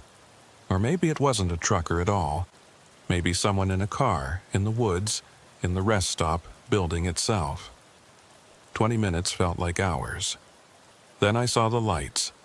State police, FBI, a whole convoy screaming into the rest stop. They surrounded every vehicle, including mine. An agent I didn't recognize approached my door. Mr. Clarence, Agent Thompson, we need you to come with us while we search. I climbed down, let them escort me to a command vehicle. Director Chen was on a screen inside, coordinating remotely from Atlanta. We've narrowed the phone to a 50-foot radius, she said. It's definitely here. They searched for 2 hours. Every truck, every car, every trash can. Finally, a young agent came running with an evidence bag. Inside was a cheap burner phone, duct-taped under a picnic table. It's been here for hours, the agent said. Maybe days. Timer activated to turn on at a specific time. So, they're not here, I said. No, Chen admitted, but they wanted us to think they were. Clarence, there's something else. We found a message on the phone, audio recording. She played it. The voice was digitally altered, but the cadence was familiar. The same measured tone as the original Mr. White calls. Hello, Clarence. If you're hearing this, Marcus is dead and you think you're safe. You're not. The network didn't die with him. It evolved. Every trucker you've trained, every pattern you've shared, every warning you've given. We've been listening, learning, adapting. The shadow network you exposed was version 1. Version 2 is already operational, and this time we know your playbook. Sleep well, hero. You've got more loads to haul. The recording ended. Everyone in the command vehicle was silent. Empty threat, Thompson said finally. Whitman's dead, his network's dismantled. This is just someone trying to scare you. But Chen looked worried. Clarence, has anything unusual happened recently? Any suspicious loads, weird encounters? I thought about it. There had been something, a week ago. A dispatcher I didn't recognize, offering premium rates for a rush job to Miami. I turned it down, bad feeling in my gut. Maybe, I said, and told them about it. Chen had someone pull the records immediately. The dispatcher didn't exist, at least not officially. The company he'd claimed to represent had no record of the call. They're testing you, she said, seeing if you'll bite, or warning me that they can reach me any time. The next few weeks were tense. Every load I hauled felt suspicious. Every new face at a truck stop seemed like surveillance. The FBI increased their monitoring, but what could they really do? I couldn't live in protective custody forever. I had to work, had to drive, had to exist in the same world where this new network was supposedly operating. Then Marcus, my trainee, not Whitman, Called with something interesting. "Clarence, remember those patterns you taught me? I think I found something." We met at a diner in Valdosta. He had a notebook full of observations, photos of bills of lading, delivery schedules. "Look at this," he said, spreading papers across the table. "Same weight discrepancies you taught me to watch for, but inverse. Instead of 10% over, they're 10% under. Could be clerical errors. On 17 different shipments, all from different companies but going to the same 3 warehouses." I studied his documentation. He was right. There was a pattern, but it was subtle, sophisticated, almost like someone had taken what I'd taught him and refined it. "Who else knows about this?" "Just you. I wanted to check before reporting it." "Good instinct. Let me make some calls." I contacted Chen, sent her Marcus's findings. She had their analysts review everything. 2 days later, she called back. "Your protege might have uncovered something significant. These shipments correspond with upticks in drug activity in those delivery areas. So, version 2 is real? Appears so, but smarter, more careful. They're moving smaller quantities, using legitimate companies as unwitting covers, staying below DEA radar." "What do you want me to do?" "Nothing. We'll handle it." But I couldn't do nothing. This was my fault, in a way. By exposing the original network's methods, I'd given the criminals a blueprint for what not to do. They'd learned from Whitman's mistakes, adapted, evolved. I started my own investigation, quietly, carefully. Using my connections in the trucking world, I mapped out the suspicious routes Marcus had identified. The pattern was elegant. Never the same company twice in a row, always legitimate cargo with just a small addition. Drivers who never knew they were carrying anything extra. The breakthrough came from an unexpected source. Patricia Wong, the journalist who'd written my book, called with a strange question. "Clarence, did you ever meet someone named Maria Santos during the original investigation?" "No. Why?" "I'm researching the follow-up book, interviewing peripheral figures. Maria Santos was listed as a witness in one of the sealed depositions, but she doesn't seem to exist. No records, no history, like she appeared just for the trial then vanished. Could be witness protection." That's what I thought. But I had a friend check. No Maria Santos in any protected witness database. So who was she? That's what I'm trying to figure out. But Clarence, here's the interesting part. Her deposition mentions specific shipping routes and methods that were never made public. Things only someone inside the network would know. Or someone in law enforcement. Exactly. I think Maria Santos was Martinez. I think she testified under an alias. My mind raced. If Martinez had testified, if she was alive and cooperating, why hadn't Chen told me? Unless... Patricia, be very careful. If you're right, if Martinez is alive and hidden, there's a reason for it. I'm always careful, but Clarence, if she's out there, she might have information about this new network. She might be the key to stopping version 2. After we hung up, I sat in my truck thinking. Martinez had been the inside person, the one who knew both sides of the game. If she was alive and hiding, she'd be invaluable. But she'd also be a target. I called Chen. "Is Agent Martinez alive?" There was a long pause. "Why do you ask?" "Because if she is, and if she knows about the new network, we need her." "Clarence, some things are classified for good reasons. Director, people are going to die. Drugs are moving. Criminals are adapting. If Martinez can help, she can't. Trust me on this." But I didn't trust her, not entirely. The FBI had their agenda, their procedures, their politics. Meanwhile, trucks were rolling with hidden cargo, and drivers were unwitting mules in version 2 of the game. That night, I made a decision. If the authorities wouldn't act decisively, I'd have to force their hand. Again. I reached out to Tony, Horace's old driver who'd played a fake cop in our citizen's arrest. He was working for a private security firm now, using his experience to train corporate drivers in cargo protection. "Tony, I need a favor. A big one. Clarence, after what happened to Horace, this is about finishing what he started. The network's back, evolved. The feds are moving too slow." We met at an old truck stop that had been closed for renovation. Private, secure, no chance of surveillance.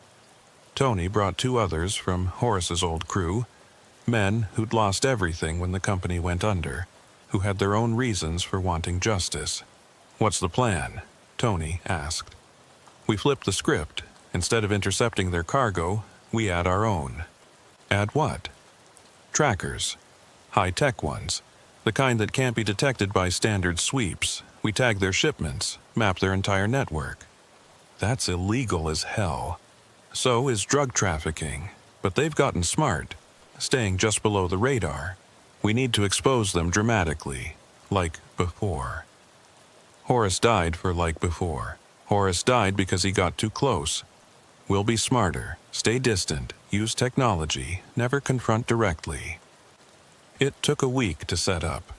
Tony had connections in the surveillance industry, got us military-grade trackers the size of rice grains.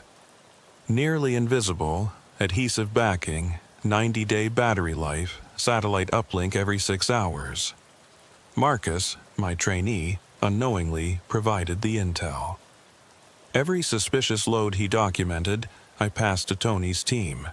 They'd arrive at the pickup locations hours early, blend in as maintenance workers or security guards, and tag the trailers.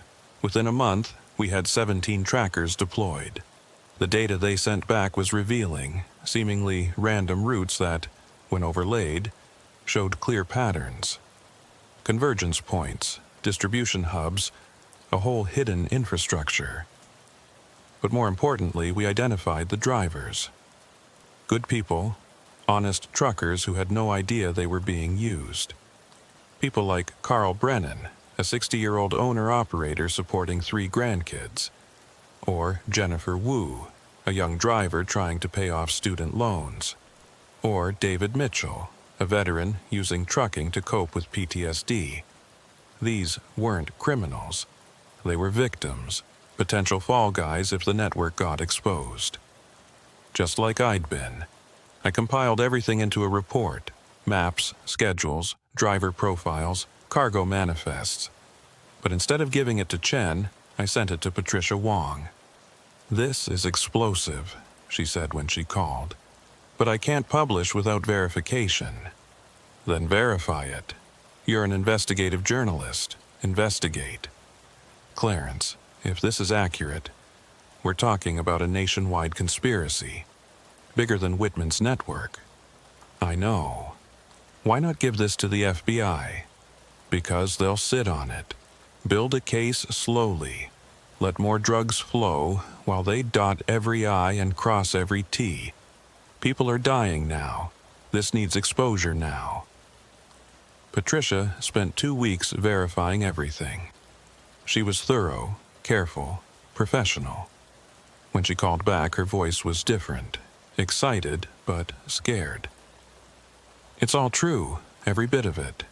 And, Clarence, I found something else. The shell company running this new network? It's owned by a subsidiary of White Logistics, Inc. Whitman's old company? Supposedly dissolved after his arrest. But apparently someone bought the assets, including all the intellectual property. Guess who? Who? A company called Santos Shipping Solutions. CEO Maria Santos. My blood ran cold. Martinez wasn't in hiding. She wasn't cooperating. She'd taken over. "Patricia, you need to publish this immediately. I need one more confirmation. I've arranged to interview Maria Santos. She agreed. Probably thinks she can manipulate the story. That's too dangerous. I'll be in a public place, recorded, with backup. I'm not stupid, Clarence." But I was worried. Martinez knew the game from both sides. She'd been trained by the DEA and educated by Whitman. If she really was running version 2, she was more dangerous than any criminal we'd faced. The interview was scheduled for the following Tuesday at a hotel conference room in Miami. Patricia invited me to observe from an adjacent room, watching through a two-way mirror that the hotel used for focus groups. Maria Santos arrived exactly on time. When I saw her, my suspicion was confirmed. It was Martinez, but transformed. Gone was the federal agent intensity, replaced by corporate polish. Designer suit, perfect hair, the image of a successful businesswoman. "Ms. Wong," she said, shaking Patricia's hand. "I understand you have questions about my company. I have questions about your identity, Agent Martinez." Martinez Santos didn't flinch. "I'm afraid you're mistaken. I'm Maria Santos, CEO of Santos Shipping Solutions. Here's my business license, incorporation documents, tax records." All forgeries, I was sure, but good ones. Patricia pressed on. "You match the description of a missing DEA agent involved in the Marcus Whitman case. Coincidence? Many people share similar features. You have detailed knowledge of shipping routes that were sealed in federal testimony. I've been in logistics for 15 years. Knowledge accumulates." It went on like that for an hour. Martinez deflecting, denying, always staying just on the right side of plausible. She was good, trained in interrogation resistance. Then Patricia played her ace. "I have a witness who can identify you as Agent Martinez." "Really? Who?" Patricia looked directly at the mirror, knowing I was behind it. This was the moment. Step forward and confront her, or stay hidden and safe. I made my choice. I walked into the conference room. Martinez's composure finally cracked just for a second, before the mask slipped back on. "Clarence, I heard you were writing books now." "Maria, or do you prefer Agent Martinez?" "I prefer Ms. Santos. As I've been explaining to Ms. Wong, she's confused about my identity." "Cut the act. I know who you are. I know what you're doing. Version 2 of Whitman's network, but smarter, more careful." She smiled, the cold smile I remembered from federal interrogation rooms. "That's quite an accusation. I hope you have proof." "We have 17 tracked shipments linking back to your company. Illegally tracked, without warrants. That won't hold up in court. It doesn't need to. Public opinion is a different kind of court." Patricia was recording everything, her phone visible on the table. Martinez saw it, calculated, made a decision. "Off the record?" she said. "No," Patricia replied immediately. "Then we're done here." Martinez stood to leave. "Bertha Crenshaw says hello," I said. Martinez stopped, turned slowly. "Bertha's in federal prison." "Not anymore?" "Early release, good behavior, new identity. She's very talkative about who really ran Whitman's network. Spoiler, it wasn't Whitman." This was a lie. Bertha was still in prison, would be for years. But Martinez didn't know that, and the doubt in her eyes was beautiful. "You're lying." "Am I? Want to bet your freedom on it?" She sat back down, reassessing. The confident CEO was gone, replaced by the cornered federal agent I'd seen at crime scenes. "What do you want?" "The truth," Patricia said. "On the record." "The truth?" Martinez laughed bitterly. "The truth is that the system is broken. The truth is that for every criminal you arrest, 3 more take their place. The truth is that I spent 10 years fighting a war we couldn't win. So you joined the other side. I took control. There's a difference. Explain it." Martinez looked at me, then at Patricia, then at the mirror as if wondering who else was watching. Then she started talking, not confessing exactly, but explaining, justifying, revealing. Whitman was an idiot, greedy, sloppy, violent. His network moved drugs that killed people, trafficked humans, sold weapons to terrorists. When I was undercover, I saw it all. and I saw how to do it better. Better? I couldn't hide my disgust.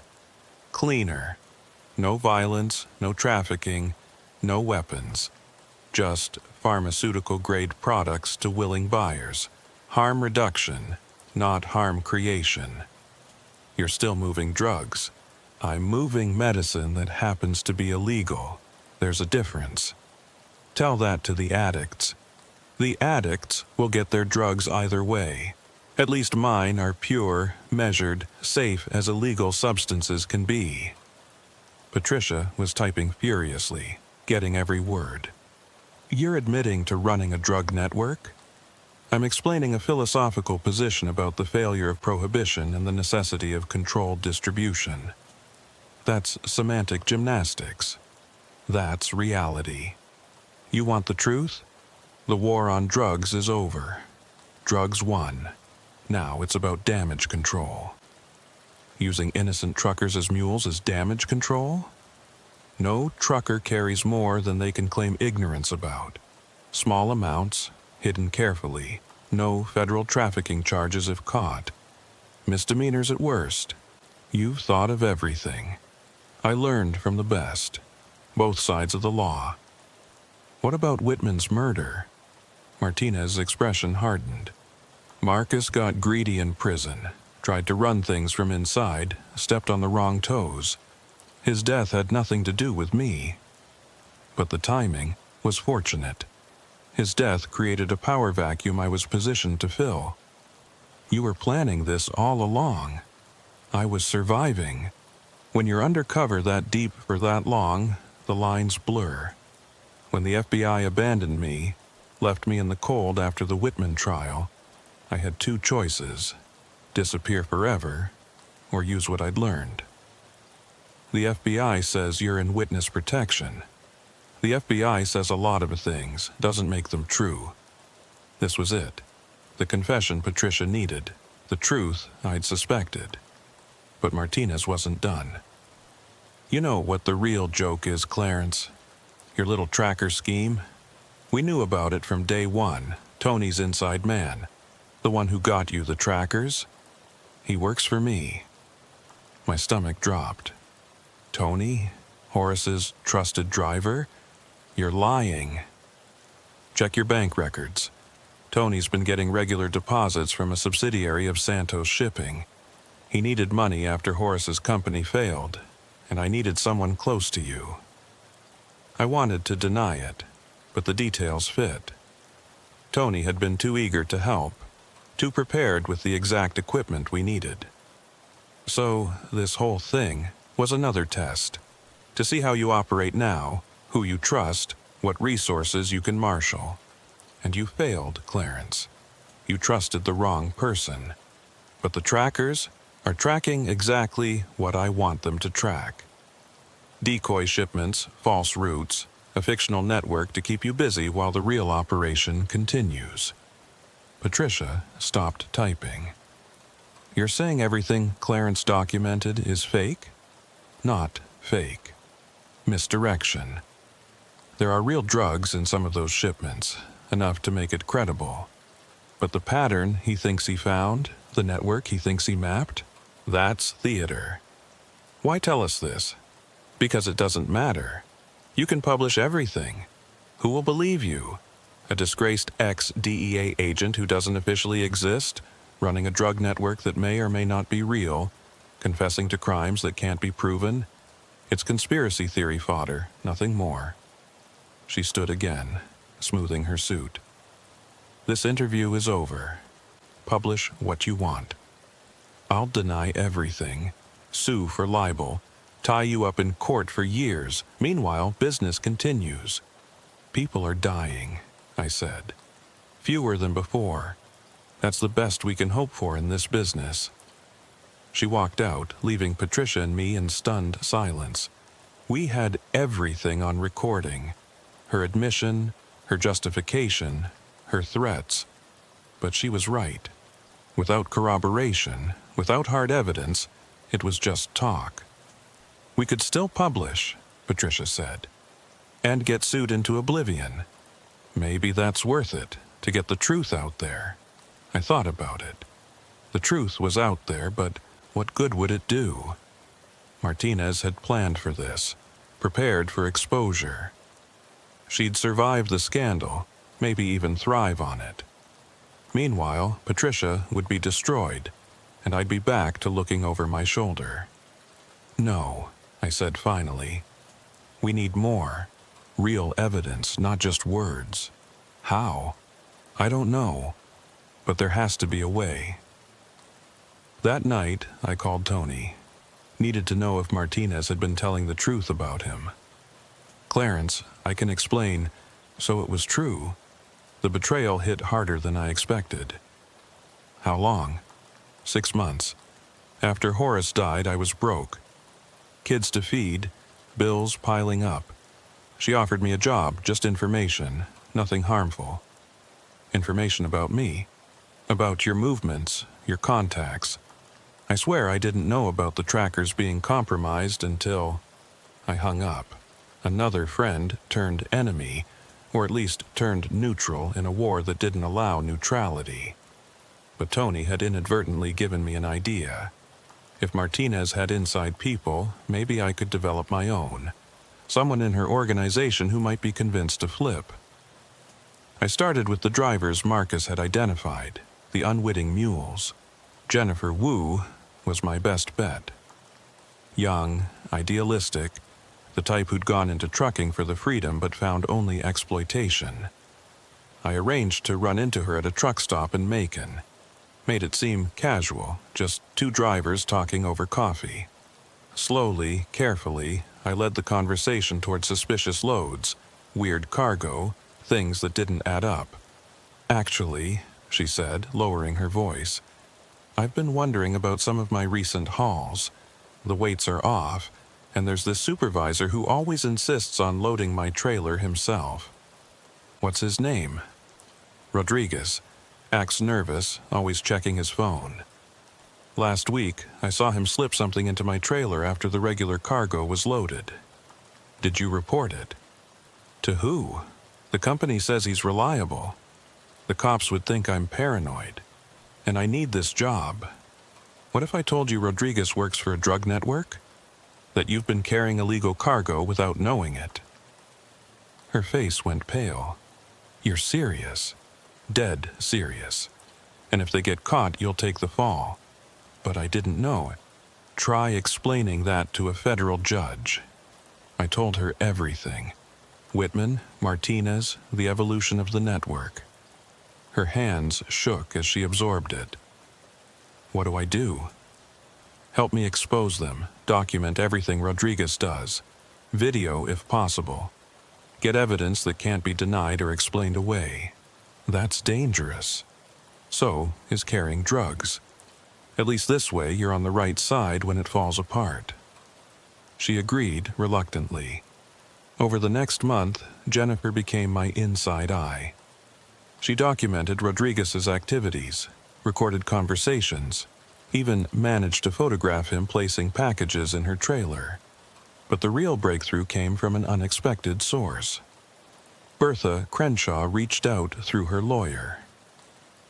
She wants to talk, the lawyer said, in person. Says she has information about Maria Santos that you need to hear. The meeting was arranged at the federal prison where Bertha was serving her sentence. She looked older, harder, but also somehow clearer. Prison had stripped away the pretense. Clarence, she said when I sat down across from her. Thanks for coming. What do you want, Bertha? Revenge. Martinez sold me out, let me take the fall while she took over the operation. I thought we were partners. You were both criminals. True, but there are rules, even among criminals. She broke them. So I kept insurance. Documents, recordings, proof that Martinez was running things from inside the DEA. I hid them before my arrest. Where? First, I want a deal. Reduced sentence, minimum security, protection from her people. I can't promise that. Then get someone who can. I called Director Chen from the prison parking lot. Explained about Bertha's offer, the potential evidence. Chen was on a plane to Florida within hours. The negotiation took 2 days. Bertha's lawyer pushed hard, but the promise of evidence against Martinez was too valuable to pass up. Finally, a deal was struck. 10 years off her sentence, transfer to minimum security, new identity after release. Bertha gave up the location, a storage unit in Ocala, paid up for 5 years in advance under an alias. Chen's team retrieved everything. Recordings of Martinez discussing operations while still supposedly a federal agent. Financial records showing payments from Whitman's organization to accounts Martinez controlled. Even video of Martinez meeting with cartel representatives. "This is it," Chen said, reviewing the evidence. "This proves she was dirty from the beginning. So arrest her. It's not that simple. She's built legal buffers, jurisdictional challenges. We need to be strategic." "How long?" "Weeks, maybe months. People are dying while you strategize. And more will die if we move too fast and she escapes. Trust the process, Clarence." But I was tired of trusting processes, tired of strategic patience while drugs flowed and innocent drivers were used. So I made a decision that would either end this or end me. I called Martinez directly. She answered on the second ring. "Clarence, I wondered when you'd call. We need to meet privately." "That sounds like a trap." "No trap, just a conversation. You and me figuring out how this ends. It ends with you accepting reality. The network exists because demand exists. Remove me. Someone else takes over. It's evolutionary. Maybe, but maybe not. Meet me and we'll discuss it." She agreed, surprisingly. Set the location herself, a public park in Tampa, middle of the day, plenty of witnesses. Smart, safe, or so she thought. I arrived early, sat on a bench overlooking the water. When Martinez appeared, she looked different, tired, stressed, the weight of running a criminal empire showing. "You look like hell," I said. "Running a business is harder than it looks, especially this business. Bertha sends her regards." Martinez's face tightened. "You've been busy. So has Director Chen. Amazing what Bertha kept hidden. Videos, recordings, enough to put you away for life. If they can find me. They already have. 3 blocks away. FBI surveillance van. Another team at the park entrance. Snipers on the adjacent buildings in case you run." She looked around casually, spotting the surveillance she'd missed. "You wore a wire." "Several. Audio, video, GPS, everything admissible." "I haven't said anything incriminating." "You showed up. Maria Santos meeting with Clarence, the man who exposed Whitman. Hard to explain that coincidence. Hardly proof of Rodriguez was arrested this morning. Jennifer Wu's evidence was very thorough. He's already talking, trying to make a deal." That hit home. Martinez's composure cracked. "You orchestrated all of this." "I learned from the best. You taught me that the game has rules, but also that rules can be bent. I just bent them better."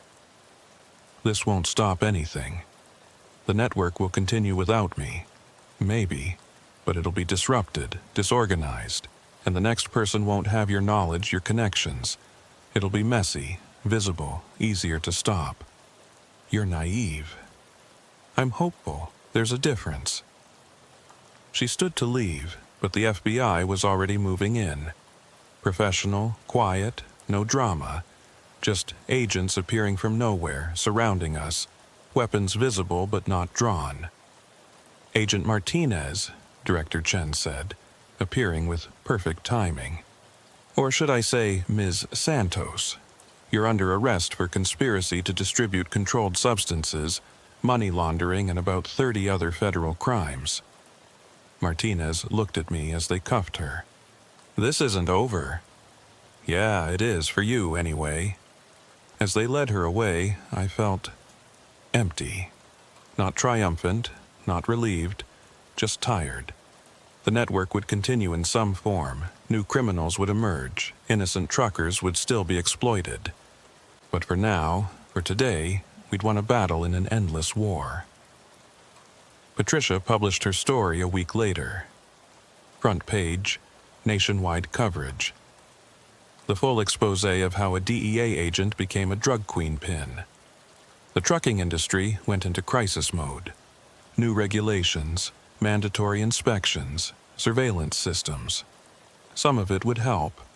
Most of it would just make honest drivers' lives harder. I went back to driving, but it was different now. Every load was suspicious, every dispatcher potentially corrupt, every mile potentially dangerous. The innocence of the open road was gone forever. Marcus, my trainee, took over some of my routes. He was good, careful, observant. But I worried about him, about all the young drivers entering an industry that had shown its dark side. "Any advice?" he asked on his first solo long haul. "Trust your instincts. If something smells wrong, it probably is. And always, always check your load. Even if they tell you not to, especially then." 6 months after Martinez's arrest, I got another call from Chen. They'd broken up most of the network, arrested dozens of conspirators, seized millions in drugs and assets, but there were still shadows, still unknowns. "We want to hire you," she said. "As an agent, as a consultant, training drivers to spot suspicious activity, helping us understand the industry from inside. Legitimate work, government salary, pension. I'm a trucker, not a cop. You're someone who understands both worlds. That's rare and valuable." I thought about it for a week. The steady pay was tempting, the chance to help other drivers avoid what I'd been through. But it would mean giving up the road, the freedom, the simplicity of point A to point B. In the end, I split the difference. Part-time consulting, part-time driving. Best of both worlds, or maybe worst. Time would tell. The first training session was at a trucking school in Jacksonville. Room full of eager young faces, all thinking they were entering a simple, honest profession. I had to tell them the truth without destroying their dreams. "The road," I began, "is the circulatory system of America. Everything you buy, eat, wear, use, it moved on a truck. That makes truckers essential. It also makes us targets." I told them about the signs to watch for, the patterns that didn't fit, the tiny discrepancies that suggested something wrong. But I also told them about the good parts, the sunrise over empty highways, the camaraderie at truck stops, the pride in delivering essential goods. "Most loads are exactly what they claim to be," I said.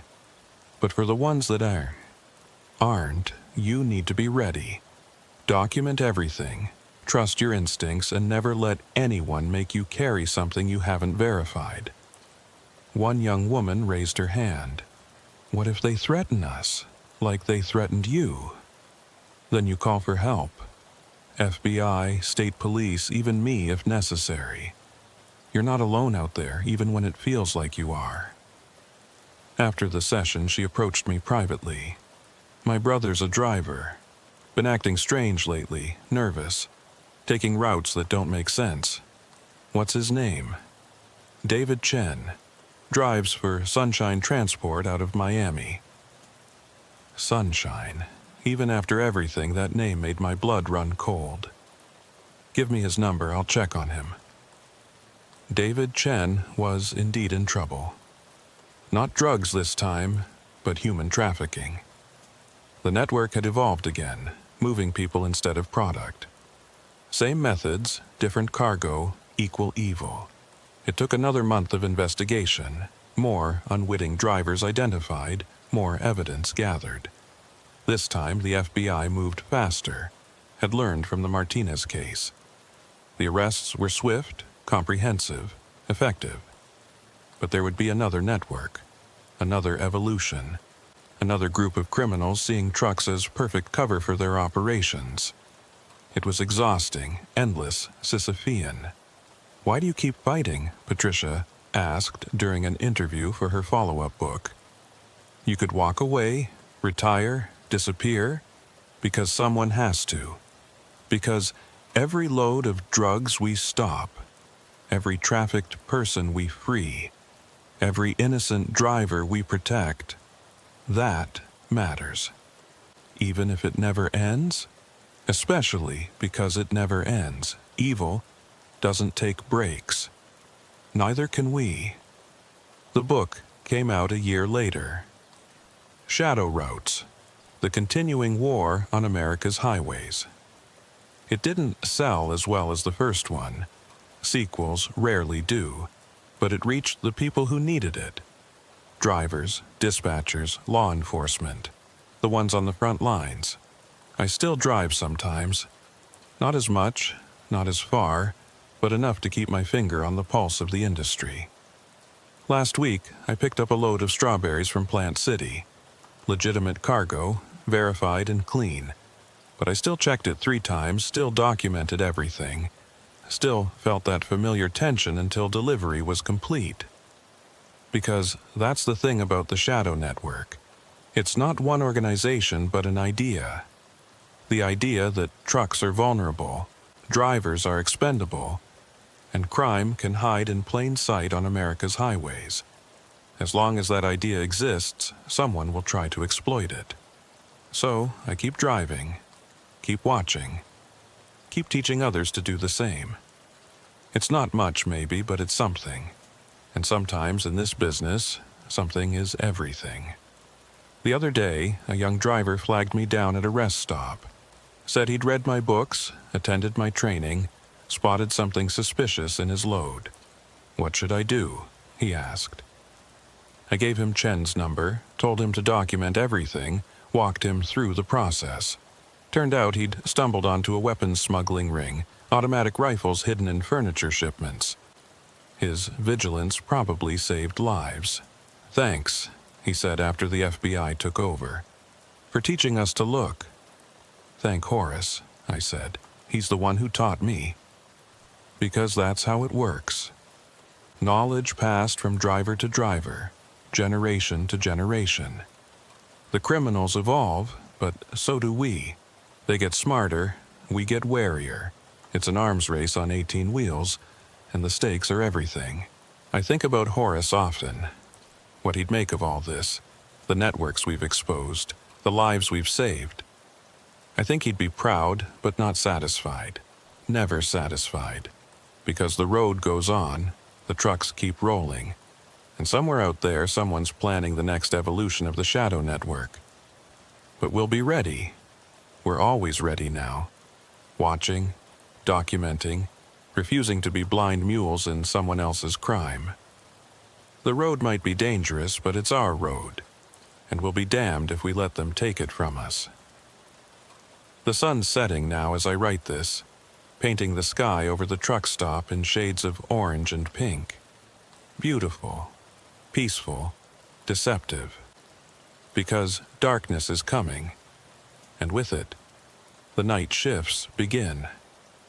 Thousands of truckers heading out into the dark, carrying the economy on their backs. Most will have normal runs, but some won't. Some will smell that sweet chemical wrong smell, find that extra weight, spot that nervous supervisor, and because of what we've learned, what we've shared, what we've survived, they'll know what to do.